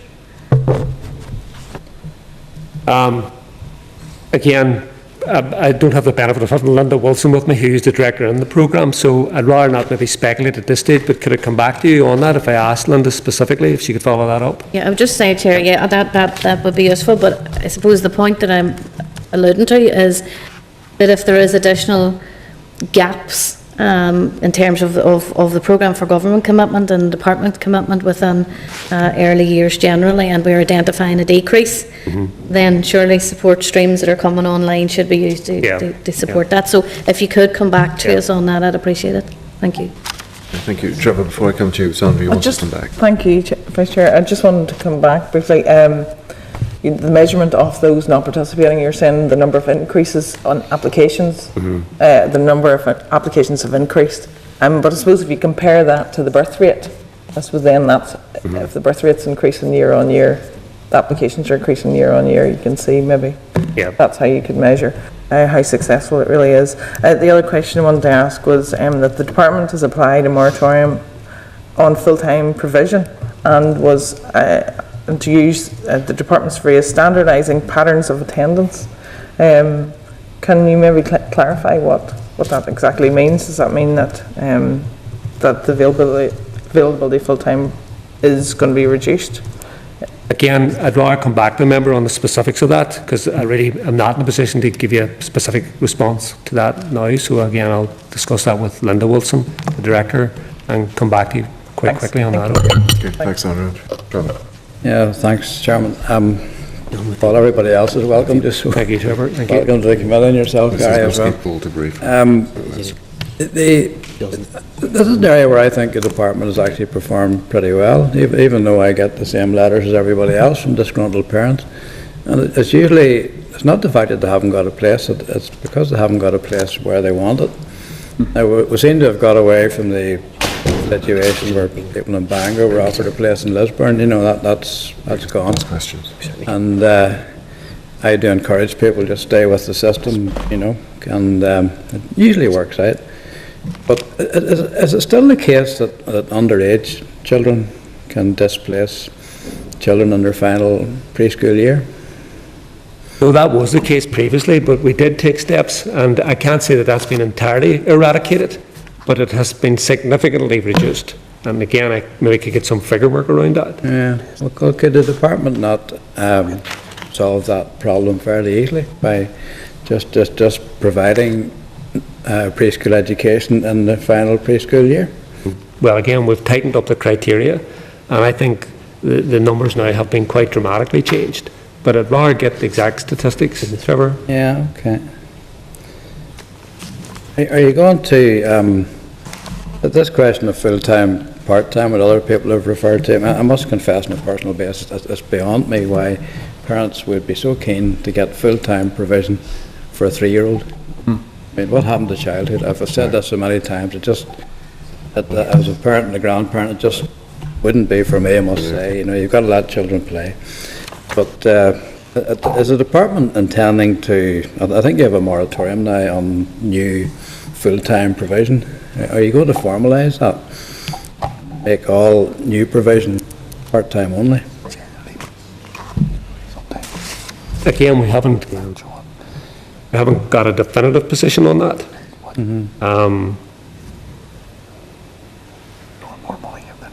What's your feeling about it? Well, I mean, part of it is resource as well, Trevor, as you might imagine. And, you know, that's a key driver. So what we're trying to do is ensure that we meet the programme for government target for those parents who wish that they will get a full-time place. In some instances it'll be part-time, in some instances it'll be full-time. What we do know is that the quality of education will be largely good to very good. Sure, it's cheaper to provide part-time places than full-time. Well, again, I'll be happy to look at the differential cost there. It may well be that the gap isn't huge. You know, when you look at the sunk costs and the overheads, etc. You mentioned resource implications. Yeah. Resource implication would be positive, not negative, you know. Just going to stare at each other. Okay, thanks very much. That's great. Thank you, Trevor. Thank you. I think we can move on. Okay. Or can we move on to Lisnelli and shared education? You've got a few comments to make on Lisnelli. Okay, I'll maybe invite Fiona just to kind of update the members on that, please. Okay, Chair, if I start on Lisnelli and then maybe Paul widen it into the other aspects of shared education. During this year, there's been substantial progress on pushing forward with the Lisnelli programme itself, to the point where we have the site cleared for the Arvely Special School. We have all of those elements that civil servants have to get involved in and to make a project work have been pushed forward, not least the procurement work for the actual building of the Arvely school itself. That is out to tender at the moment, with the expectation that the construction contract will be let this year, and building on site commencing January or so of 2015. Work has also been taken forward on the wider site clearance for the other schools, including the work to do with asbestos surveys and various environmental surveys. And we have put in place a refreshed project management board with all the key stakeholders that need to be around that table, and 2 independent members who bring expertise on these sorts of large-scale projects. In terms of the design of the site itself, work has been moved forward substantially on what's called the Stage C design. And we have taken the opportunity to pull together the principals of the schools this year into a working group, and they are working very closely together and very actively and very positively to input their views, thoughts, etc. around the actual design of both the site and the schools. And that will move to conclusion by the end of this calendar year, so that early next year there will be a further procurement for the design and build team who will take this project right through towards the end. We've also focused on bringing together what we call the wider elements of the project through setting up, we're starting to set up a stakeholder group which will bring on board members of the community in the Omagh area, the Omagh District Council, the various business groupings in the area, etc., and as well as what we call the Strathroy Community Group, who will start to look at the wider benefits from the site and how they can spill out into the community. So that group, we have most of the membership identified with the first meeting of that, the team to look to scheduling that in September. And we've also started an engagement through the Minister, writing to ministers in other relevant departments to bring together at working group level officials who will look at what elements of the work of other departments can start to feed into the operation of the site. For example, we're looking at the Department of Health in terms of is there elements that they will bring forward in terms of, for example, in some of the shared centres or the Gateway building, for example, if there would be dental service, creches, etc., that would benefit the operation of the site. Likewise, in engagement, there will be a representative from the Department of Employment and Learning to see where the dovetailing will be with the Further Education College, which is physically very close to the site, what services can be brought on board there, and how they would complement the school, etc. Likewise, DETI and Invest NI on the wider economic benefits. We've also had engagement with the Department of Regional Development. Obviously, one of the other major infrastructure pieces of work that needs done is the development and building of the Strathroy Link Road, and we've had engagement with them. We've also taken the opportunity during this calendar year to refresh the timetable and look at fairly strategically what is possible and when this site will open. We've worked very closely with our colleagues, senior colleagues in the Strategic Investment Board who are helping deliver the project, and we have agreement from the Minister as to the site opening date, and at the minute that is sitting at the 1st of September 2020. All schools are keen that they come together as one and that the site opens to all schools on the same date. So we are targeting obviously the start of a school year on the basis that it's less disruptive to do that than to try and move 6 schools for odd 1,000 pupils, 500 teachers midway through a school year. The project board will keep a very close eye on the timetable for the overall delivery, and at any stage, if it's possible, they will look to draw that timetable forward. Again, it would be on the basis of an increment of a year, so that if there was possibility of building it faster, it would open on potential to open 1st of September 2019, rather than, as I say, mid-year. The plan is that all of the construction work would be finished earlier in 2020, and that would give a significant amount of time for the decant to happen over the summer period. As I said, we've brought the school principals together into a working group of their own. They're working very closely on matters to do with what we call the sharing model. We have an educationalist working on the team directly from the Educational and Training Inspectorate, working very closely with them on what will be shared, how it will be shared, and where it will be shared, whether it's in the buildings, which will be the shared centres and the likes of the School of Activity, etc., or what they call sharing at the core of the individual schools. So at this stage, we have made significant progress during this year. We now have a new member of the DETI team who is going to take full-time responsibility as the senior responsible officer, and he has taken up post, so I'll be handing that over to him, and that gives I think a very significant impetus to the amount of senior resource that is going to be there to drive this forward, such as the import that we have for this project as one of the biggest capital bills that certainly the department and possibly even SIB have been involved with. So I'll maybe stop at that point, and happy to take questions. Just one question before we go to Trevor. In relation to the management board and the makeup of it being representative of the core component parts of the schools, are we still the Western Education and Library Board representing the control sector?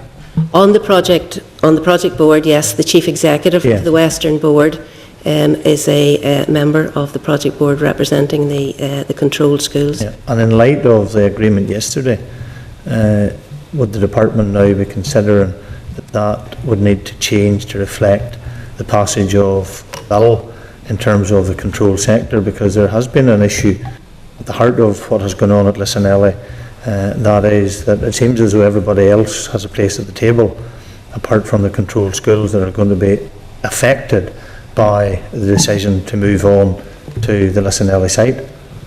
Well, as I say, the Chief Executive of the Western Board represents the control schools on that board. Yes.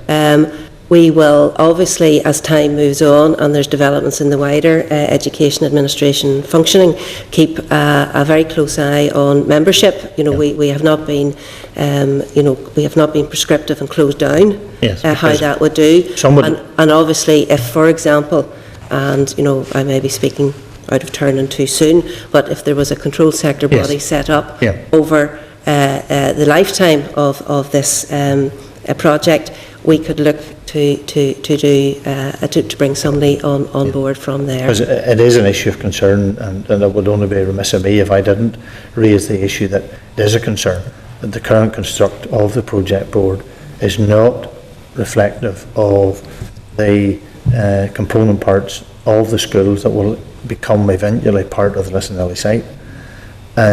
So the other thing is, have we settled the issue of transfer of liabilities in terms of receipts, capital receipts following the disposal of assets where voluntary grammars were to retain 15% of the proceeds, given the fact that I'm right in saying that the two schools in the control sector are currently owned by the ELB or by the Western Education Library Board.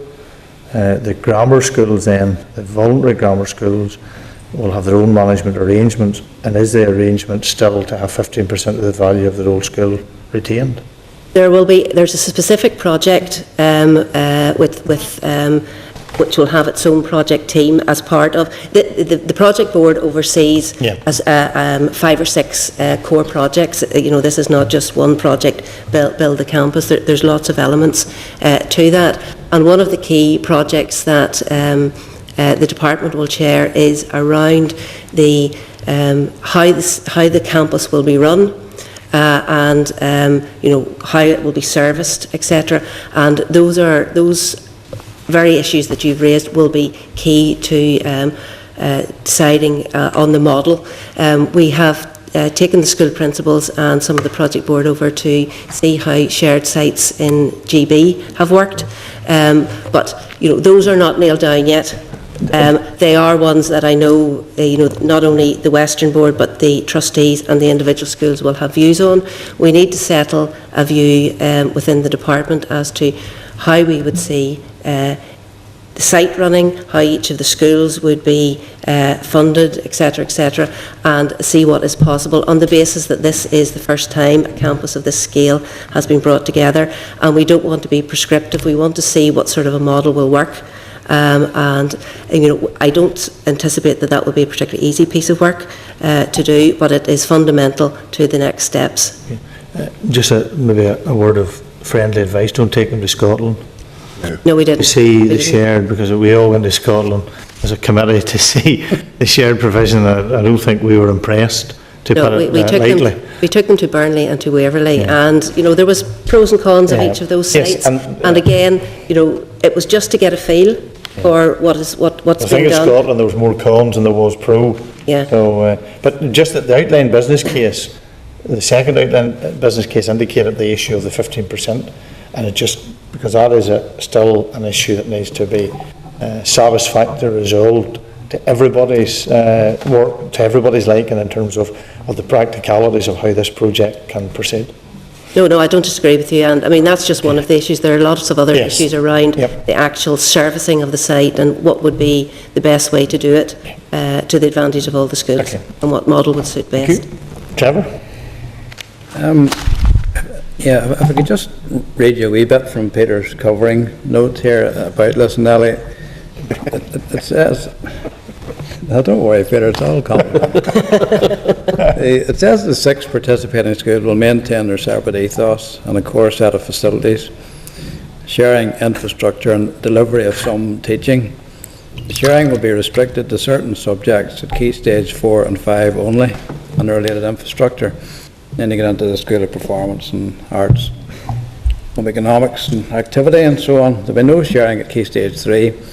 This will remain within each core school. Now, that is a terrifically ambitious project. You're quite right. I mean, that's without precedent, but there actually are plenty of precedents across the country where sharing has been in place for quite some time. I'm trying to make these comments without using the word integrated. Forgive me. It's always very difficult. Does the department have any data garnered over the last number of years, or do they intend to monitor progress as Lisnelly develops in terms of societal benefits? The very fact that we're setting up a stakeholder, what we call a wider community stakeholder group, is to start to garner the wider community and both, societal, economic, etc. Benefits. There'll be significant benefits potentially, in terms of the actual physical construction of the site. There'll be knock-on effects, in terms of employment. We want to see benefits around not only the educational models, but how we can integrate with FE. So as time moves on, Mr. Lunn, I would say we will sort of gather that information as part of the individual project. But there's also sitting alongside this, and it's something maybe we'll stray into if that's appropriate, in terms of delivering another programme for government target around shared education. It also falls under my remit around the 10 shared campuses. So there's going to be lessons that we learn as we push forward with those 10 shared campuses, or whichever number we get, that we will learn from our colleagues working on Lisnelly, but likewise they will learn from these other, which will be smaller projects and slightly different, but some of the issues will be similar. So I would see this all starting to come together within the department quite neatly. In terms of the actual sharing that will be done at Lisnelly, there is no doubt that in terms of bringing the schools together and into working parties, those schools are working very closely together, and they are, as time moves on, coming up with suggestions and pushing the boundaries further from maybe where they were even 6 months ago in terms of sharing. So my personal view around this whole initiative that we've got on, whether it's Lisnelly or the 10 shared campuses, is an awful lot of this will grow organically. It will grow from where schools are doing things automatically in a year, 2 years, 3 years' time that they wouldn't have thought of in the past. They become more comfortable with it, and I think it is something that we would welcome, and it is certainly something that we will, as time moves on, see what sort of metrics we can sensibly put around this. And I know Faustina Graham on her new directorate, will have a locus in some of this, and we'll be engaging with Faustina very closely. Yeah, well, thanks for that. I mean, I hope you're right, because if there's not to be societal benefits and the long-term aspiration to make our children grow together rather than apart, it does seem like quite an over-the-top project to bring 6 schools together when they were probably capable of standalone existence. I mean, you can correct me if I'm wrong, but I don't think any of them was under threat of closure. And if they were under threat of closure, this isn't going to change the situation. It's just moving them all onto one site. So if without long-term societal benefits, I'm sure the various schools and the authorities down there will work at this. It doesn't perhaps make sense otherwise. Yeah. Are we on oh, sorry. No, it is a flagship for the executive. Yeah. In that regard, I mean, the transformation of the former military site into something that would be a flagship that would yield those societal benefits. So unashamedly, that is the vision for the project. Yeah. And the other key element, of course, I'd mentioned about the principals coming together, and we have put in one of our own educationalists to work very closely with them, is the overall educational benefits, and where schools on the site, are going to come together to, you know, bring classes together from a different schools, from across the different schools, you know, to share that expertise. Yeah, but that's what sharing is. That's the original reason for it, was economy of scale and being able to deliver the full curriculum and so on. I mean, I have no problem with that whatsoever. Are we on the ministerial group as well? Or? You go ahead, Trevor. Yes, go ahead and if you want to ask that now. One of the things, the minister indicated, sorry, I'm trying to find my page now, I'm throwing myself. After the Ministerial Advisory Group reported in October last year. Isn't shared education then? Yes. Yes. That's what I'm aware of. Yes, yeah, go ahead, yep. The Minister indicated various things he wanted to do, and the first one was to bring forward a statutory definition of shared education. Has that ever been progressed? Yes, well, I mean, the commitment remains. The Minister has made that he's agreed to bring forward legislation to define shared education. And he's undertaken to brief the committee in advance. I mean, I'll mention at this stage the fact that within the department, it's evolving in terms of how we discharge our duties, both in terms of Irish medium education and the development of the integrated sector. In that regard, the Drumrad judicial review, I thought, was quite significant. So the Minister remains committed to bring forward that legislation. There is no specific time frame for doing so at this stage.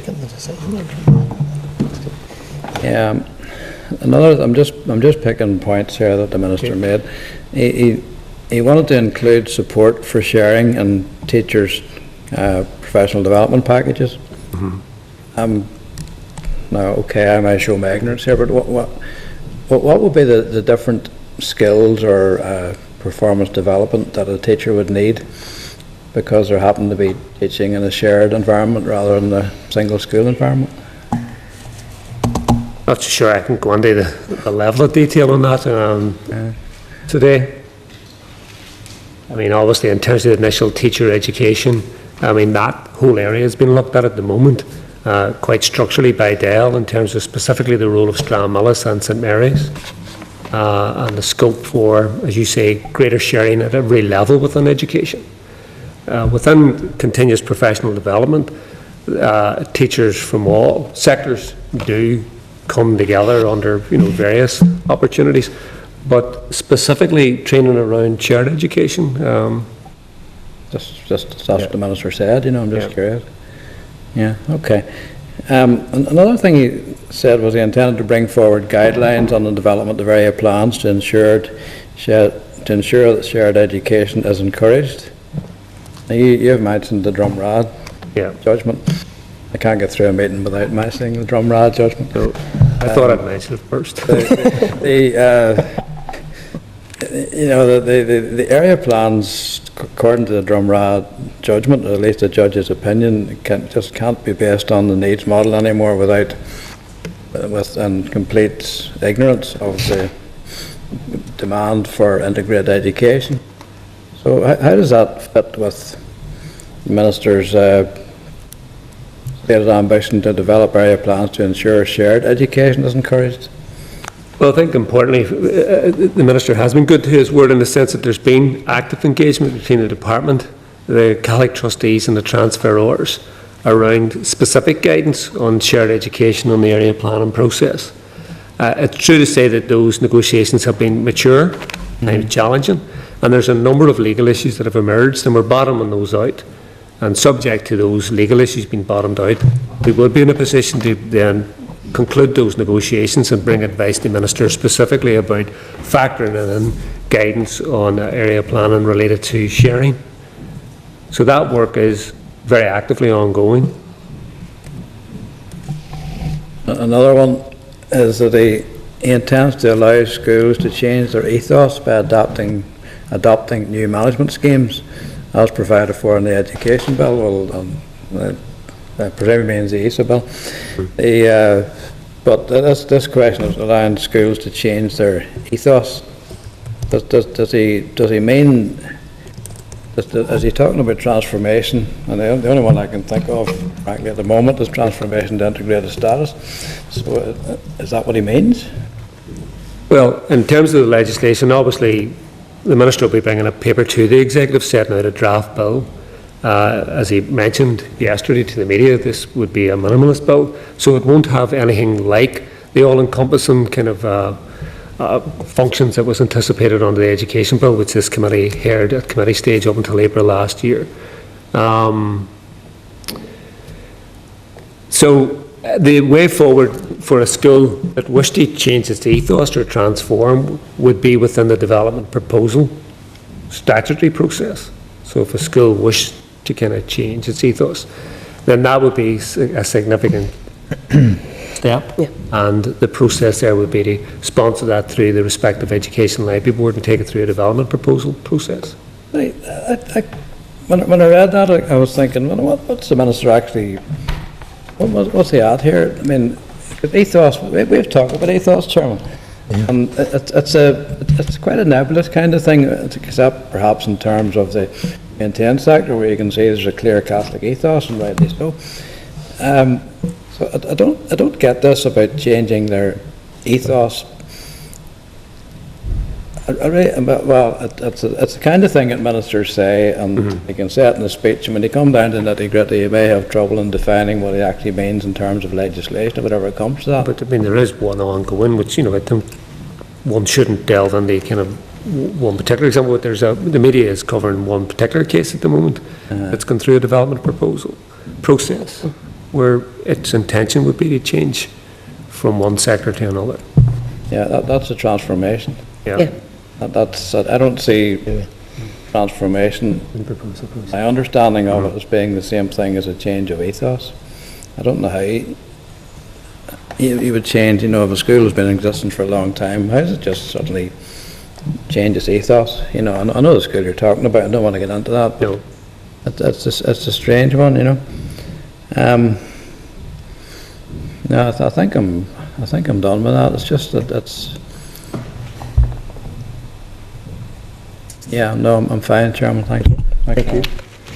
Chris, do you want to ask your question? I know it's not related. Two separate issues, yeah. Yeah, go ahead. It's really on, I suppose first, we've seen a continual work being done by the department on the removal of barriers for those kids going south to study at universities in Dublin around qualifications.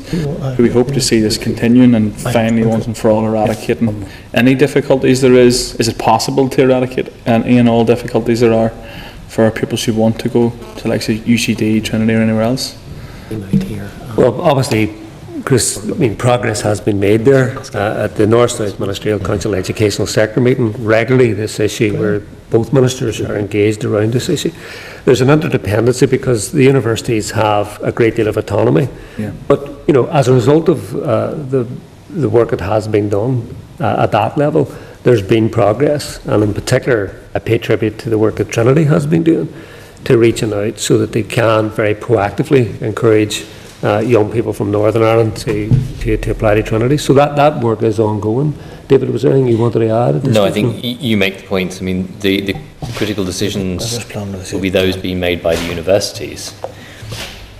But where movement has begun, I think the value of having made that movement should then be more evident to partner universities and Okay, no problem, thanks. Just the only other one, Chair, was around Peace 4 and the aims of Peace 4 in and around education and how that can be a benefit of ourselves, and we're looking at a lot of money being spent here in the future. To what extent is Peace 4, what extent is the department engaging with Europe around Peace 4? Okay.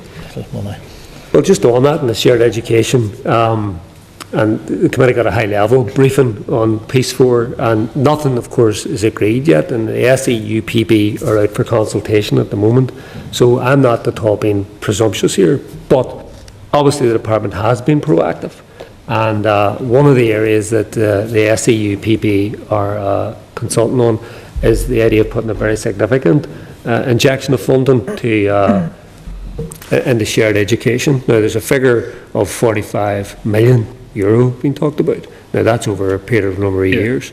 So if that was to come to pass, and if the work that the department has been doing with OFMDFM and a charitable organisation was to come to pass a signature project on shared education, where again, the envelope of money that's been talked about there would be in the region of about £25 million sterling, right? I mean, if those two funding injections and programme design were to come about, I mean, that would be like a real step change in terms of giving momentum to shared education.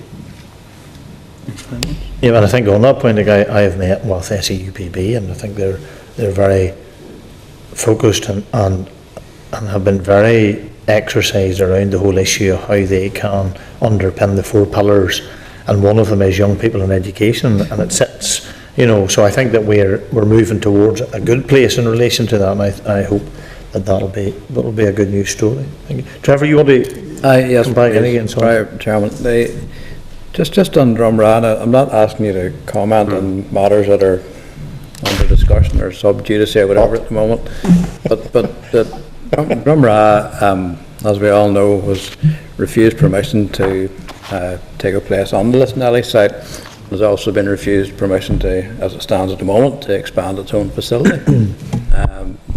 Minister has retaken the decision, whatever that means, and we look forward to the eventual conclusion of all this. But in the meantime, I take it that the facility for sharing education in Omagh would also include Drumrana as necessary.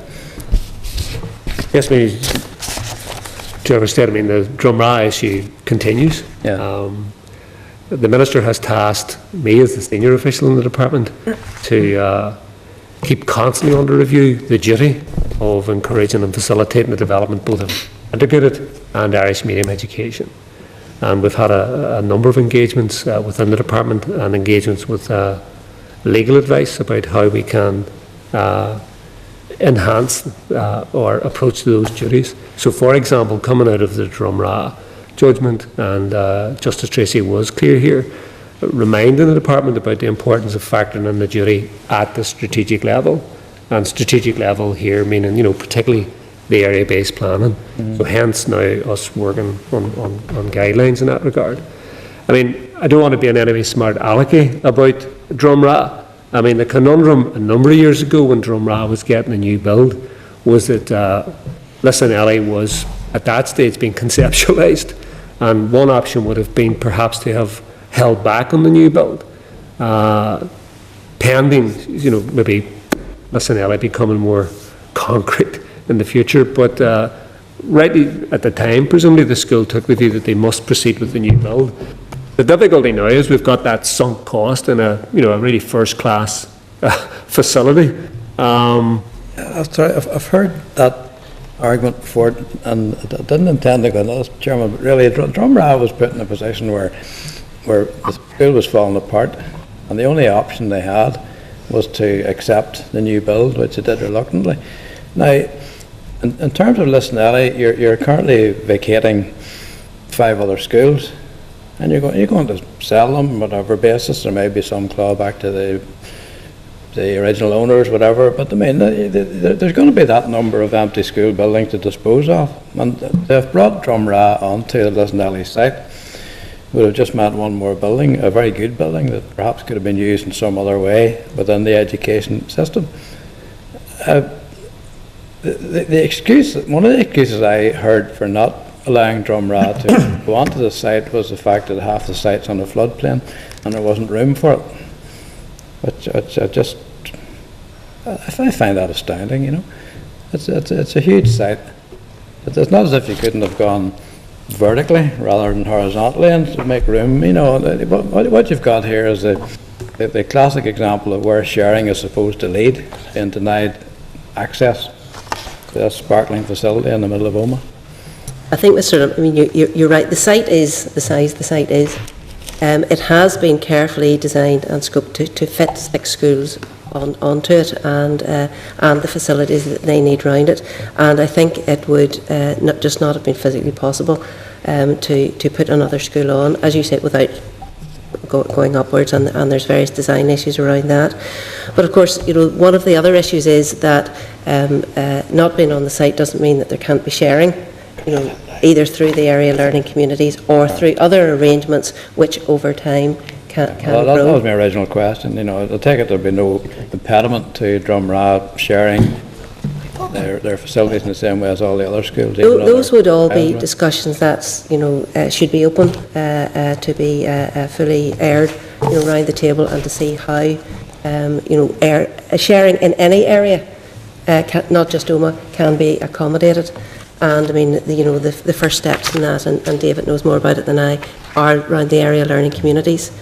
And I think, as we move forward, as I'd mentioned before, with the other projects, albeit much smaller scale, that have come out as a result of the call for the 10 campuses, I think we will start to see more of this.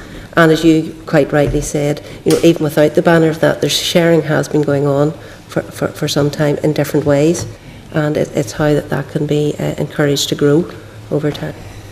Okay, fair enough. Thanks very much. I appreciate, Fiona, what you say in relation to the Lissanelli site, but the department also owns the St Lucia site, which was gifted to them by the Ministry of Defence. So I think OFMDFM owns No. that site. No, not according to your publication, which is your own resource accounts, which says land comprises former military sites in Oma known as Lissanelli and St Lucia, which were transferred from the Minister of Defence to the Department of Education on the 15th of April 2011. This land was gifted under the Hillsborough Agreement 2010 and made the 5th of February 2010. As far as I'm aware, the element of the full site that has been gifted to the department is being utilised in the planning for the 6 schools. Maybe you could just clarify that, because it's in your own resource accounts.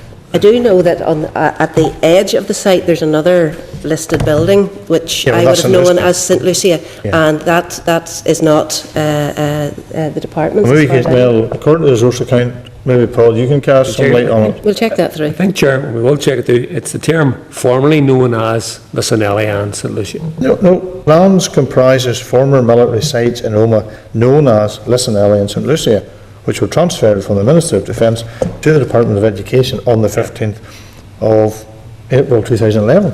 Formerly known as, but certainly OFMDFM have ownership of St Lucia. Yes, I don't want to. So, yeah.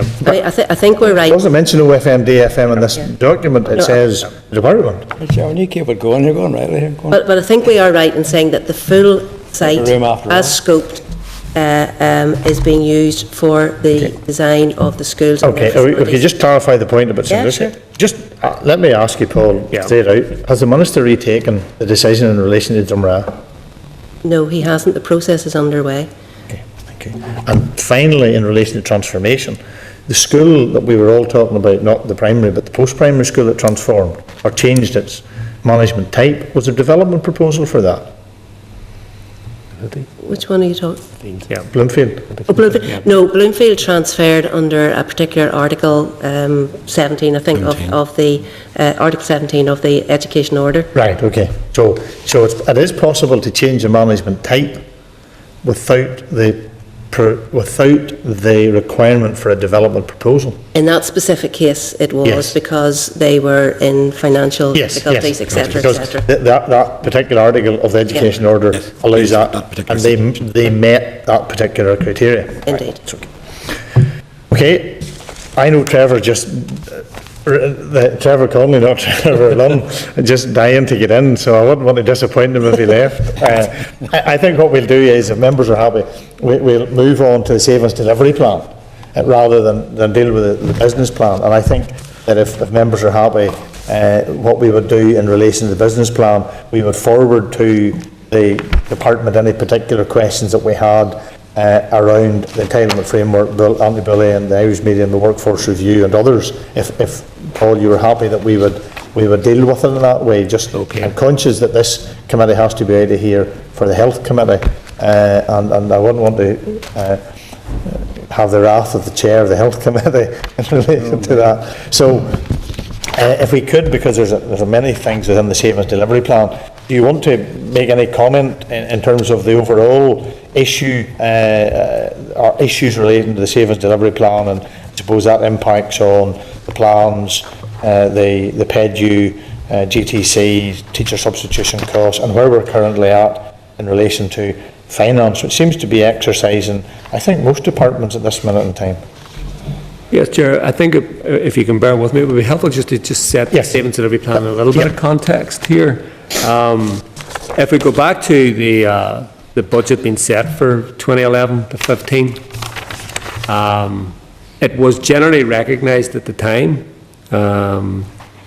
that the department had received a particularly challenging settlement under the 11-15 budget. Indeed, if you compare our first year of the budget period, 11-12, to the previous baseline year, 10-11, we were looking at a situation whereby, in real terms, there would be a reduction of about 255 million in the education budget over the period to 2015. What we did at that time, given the gravity of the situation, is that we crunched the numbers, and we actually sent out a letter to every single school setting out what the impact would be on the aggregate school's budget. And that gave rise to a great deal of constituency effort on the part of elected representatives that culminates then with a meeting involving our Minister, the Finance Minister, the First Minister and the Deputy First Minister, that injected £120 million into education. Such was the gravity of the situation. So that was that process kicked off late in 2011, and in January 2012, £120 million additional money was injected into education in recognition of just the sheer gravity of the situation. So that did take some pressure off the department, but it still left us with a requirement to live within our budget.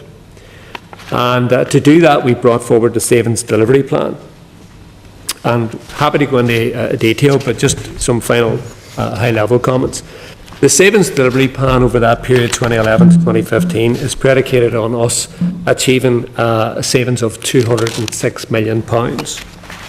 And of course, that was from, if you like, a cold start in the first year.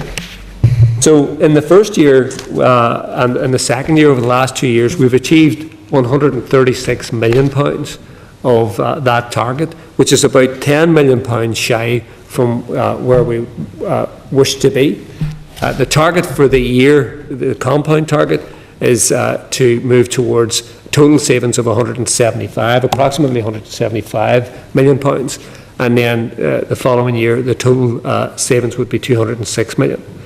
So if you like, and I don't want to be pitting one department against the other, but if you like, the November 2011 and then the decision to inject £120 million into education was our kind of, if you like, crisis moment, where it was recognised that the department's budget was dramatically short in terms of what was required, and if the full effect of the anticipated budget had come to bear, schools in particular were in a very, very dire situation. So with a combination of that injection of £120 million at the time, and us achieving by the end of the budget period the £206 million savings delivery plan, we will, all things being equal, unless there's some significant material change between now and then, we will live within, broadly speaking, the budget. Okay, just because, not that we'd ever accuse the department of fiddling, but when you look at the figures, and this is where we get into, Paul, there's been an ongoing issue in this committee about the department not producing for us the savings delivery plan. Despite what the Minister said, which you kindly wrote for him in his letter to us of the 3rd of September, where he said, I have published the necessary plans and ensured the Education Committee is updated on the outcome of this annually. That's not the case. There's information that we are still awaiting on in relation to the action plan for PEDU, which we haven't seen, and also the savings delivery plan for 12-13. We haven't seen that. So when we look at the department's website of 13-14 and 14-15, the savings delivery targets were revised again in 2012. And the figure now is, and Trevor, you can keep me right here, is 175.5 million, not 198 million. And the 14-15 figure is now 206 million, not 215 million. All right? So we are not aware, and the clerk has checked this, but we're not aware that at any stage were we ever informed that that was the case. Now, we could get into an argument about what we know and what we don't know. But at this minute in time, in general terms, what is the current financial position of the department? Sure, can we just clarify something, Trevor's going to come in a moment? That we did forward to the committee the 12-13 Savings Delivery Plan Achievement Report. Yes. You actually have received that?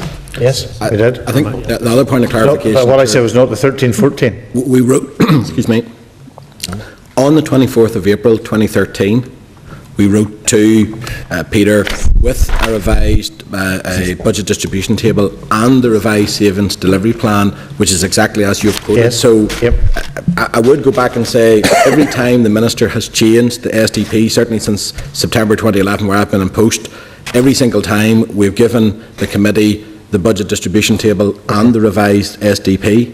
So that's there, the communication's there, clearly it's on our website, but like the last time it has changed was April 2013, and the Minister wrote to you to say here's the allocations, and then I think approximately a couple of weeks later we wrote with the detail of the distribution table.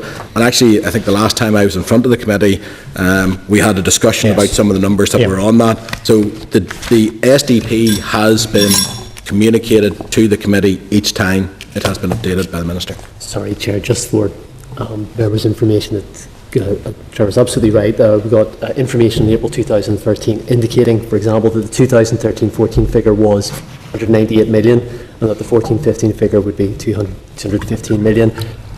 But when I checked the website, the number is now for 13-14, 175, and for 14-15 it's 206. So what is the accurate figure? No, well, the letter we wrote on the 24th of April to the clerk had the revised budget distribution table and the updated savings delivery plan. So and those are the figures, the 175.5 and the 206.1 were included in that, which was issued to the committee on the 24th of April. So those figures are right, but the website's not right. So the website's wrong. I think, Chair, what Trevor's saying is that the clerk's wrong.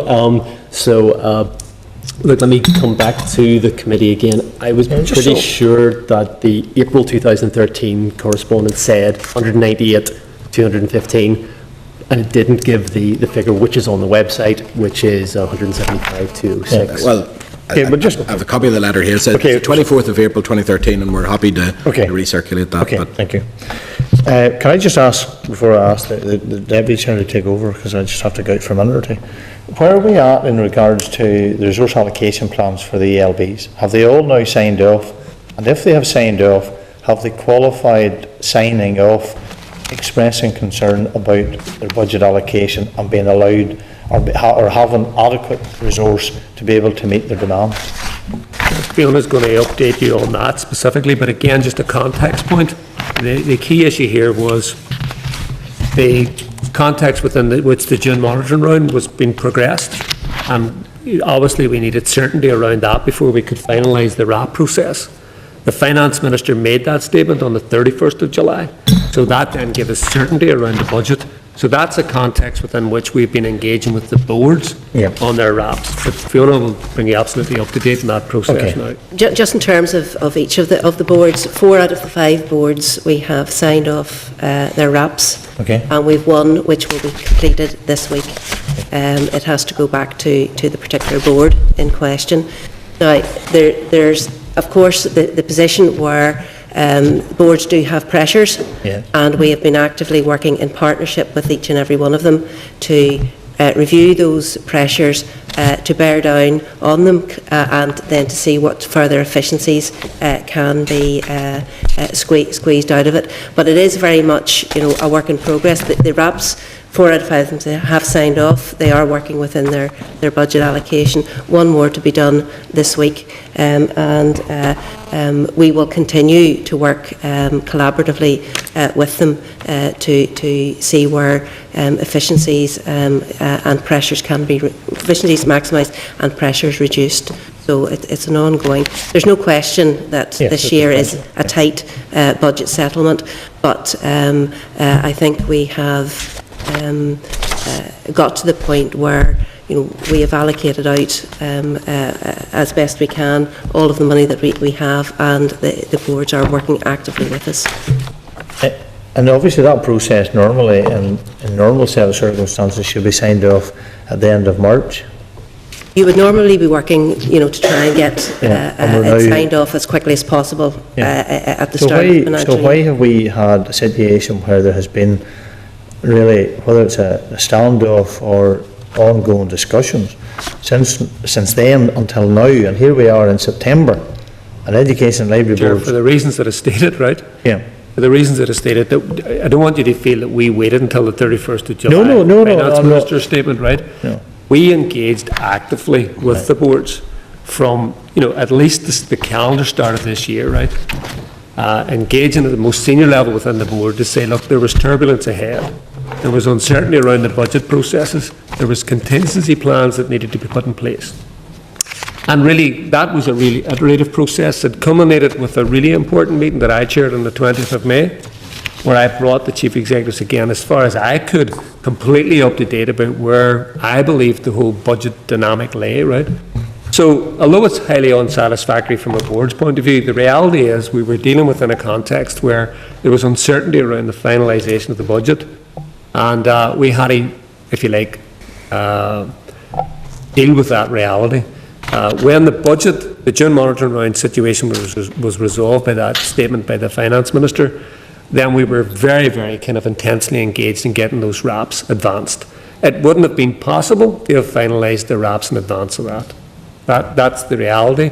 If I was a board member, and I always try and see life from the other person's point of view, right, I'd be extremely frustrated by this because, I'm a board member, I'm tasked with delivering key functions, and there's uncertainty around the budget, at least, in terms of give or take a £300 million budget, there's uncertainty, around at least several £1 million.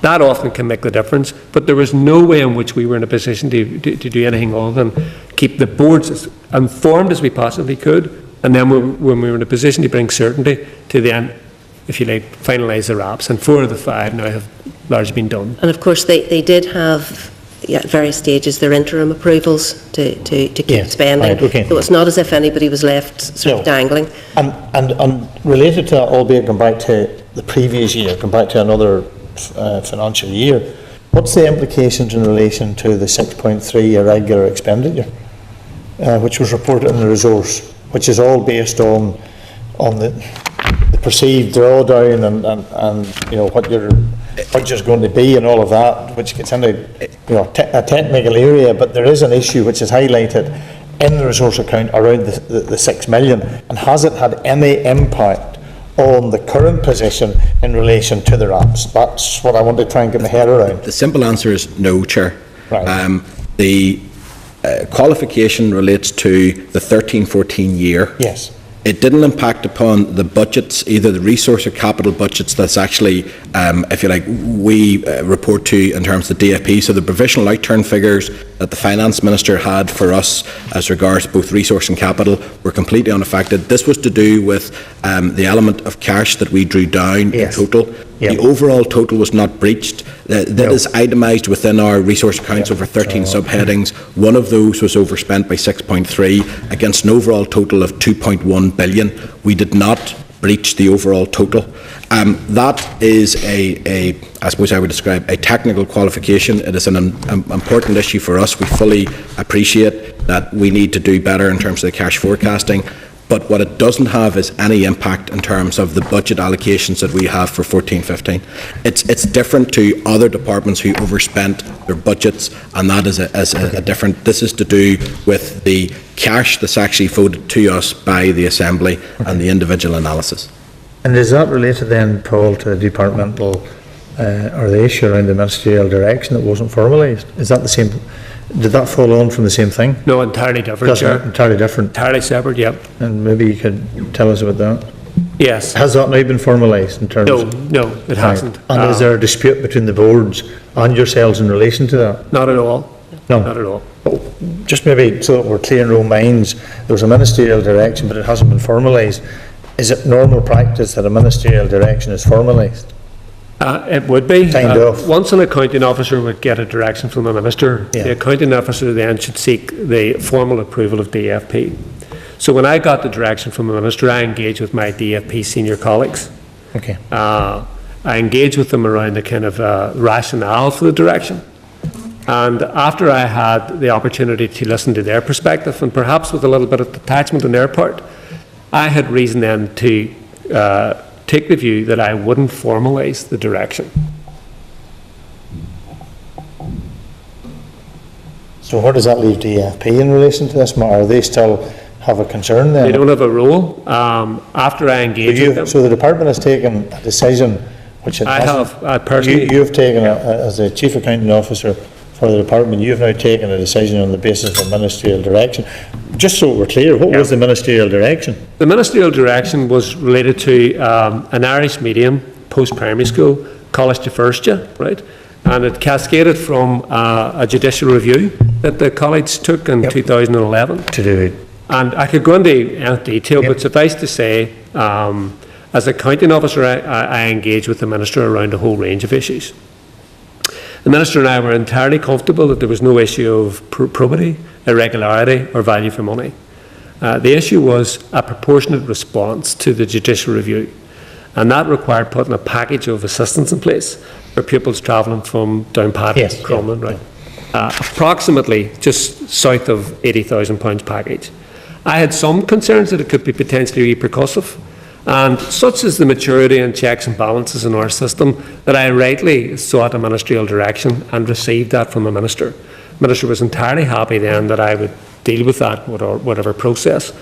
I engaged with DFP, and as I said earlier, after that engagement with DFP, it caused me to reflect further on my personal role in seeking the ministerial direction. I didn't then subsequently formalise the ministerial direction because I was able to have the benefit of hindsight. Okay. Danny? Sorry, Yep. I haven't got any questions on this, so I was... Right, go ahead, if you want to come over there, you can go ahead and squeeze us when we just change over the top table for 1 wee minute, thank you.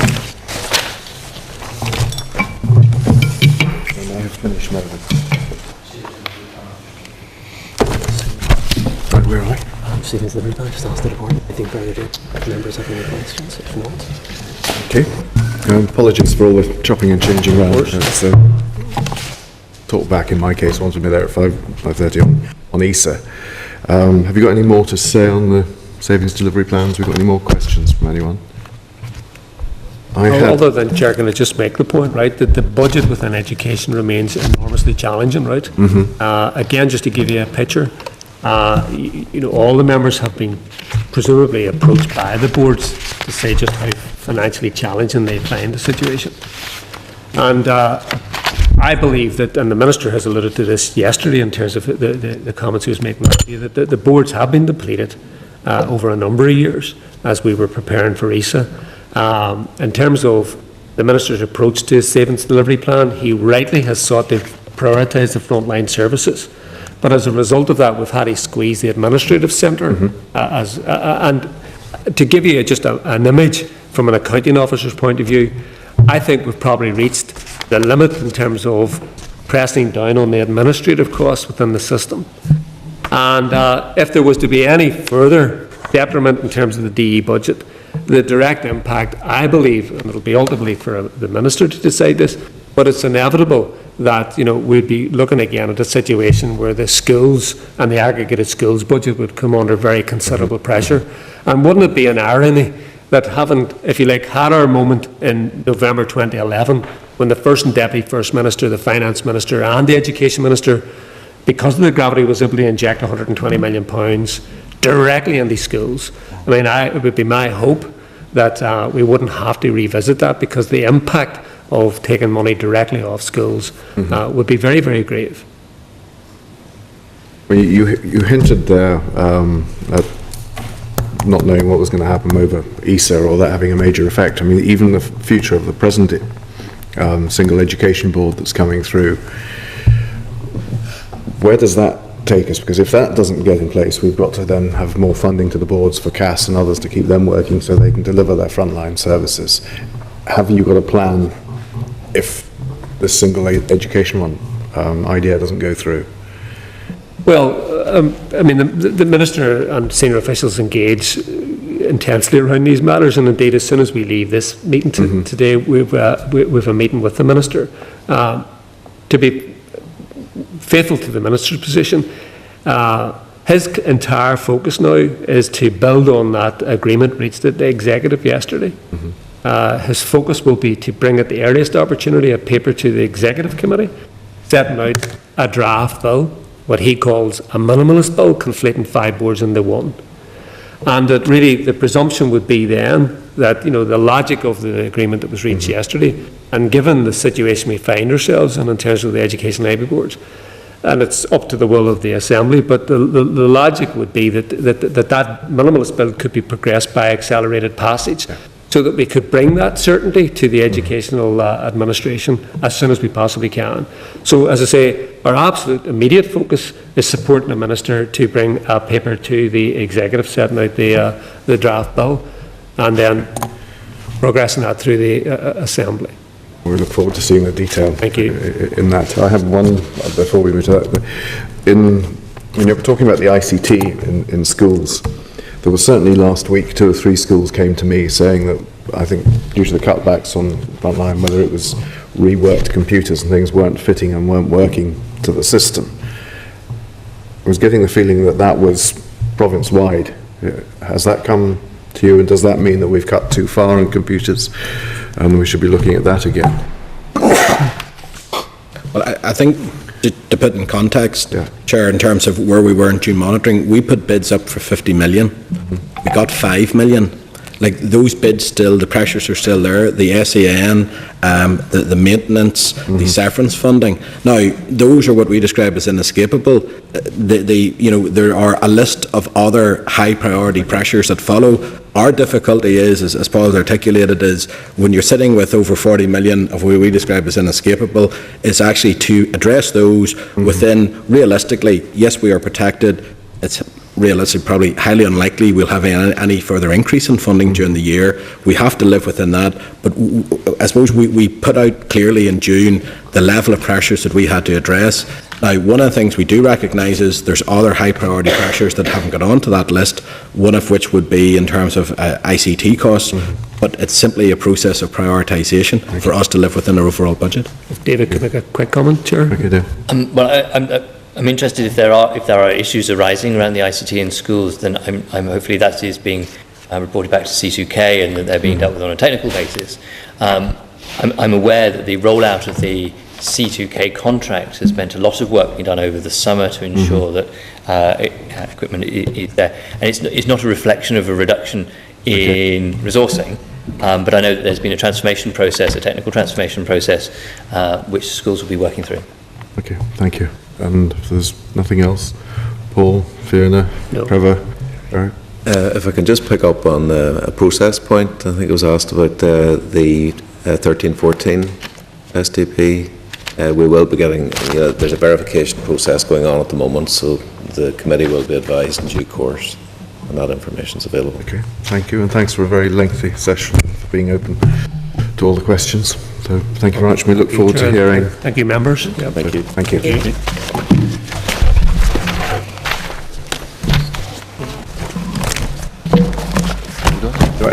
Any other business?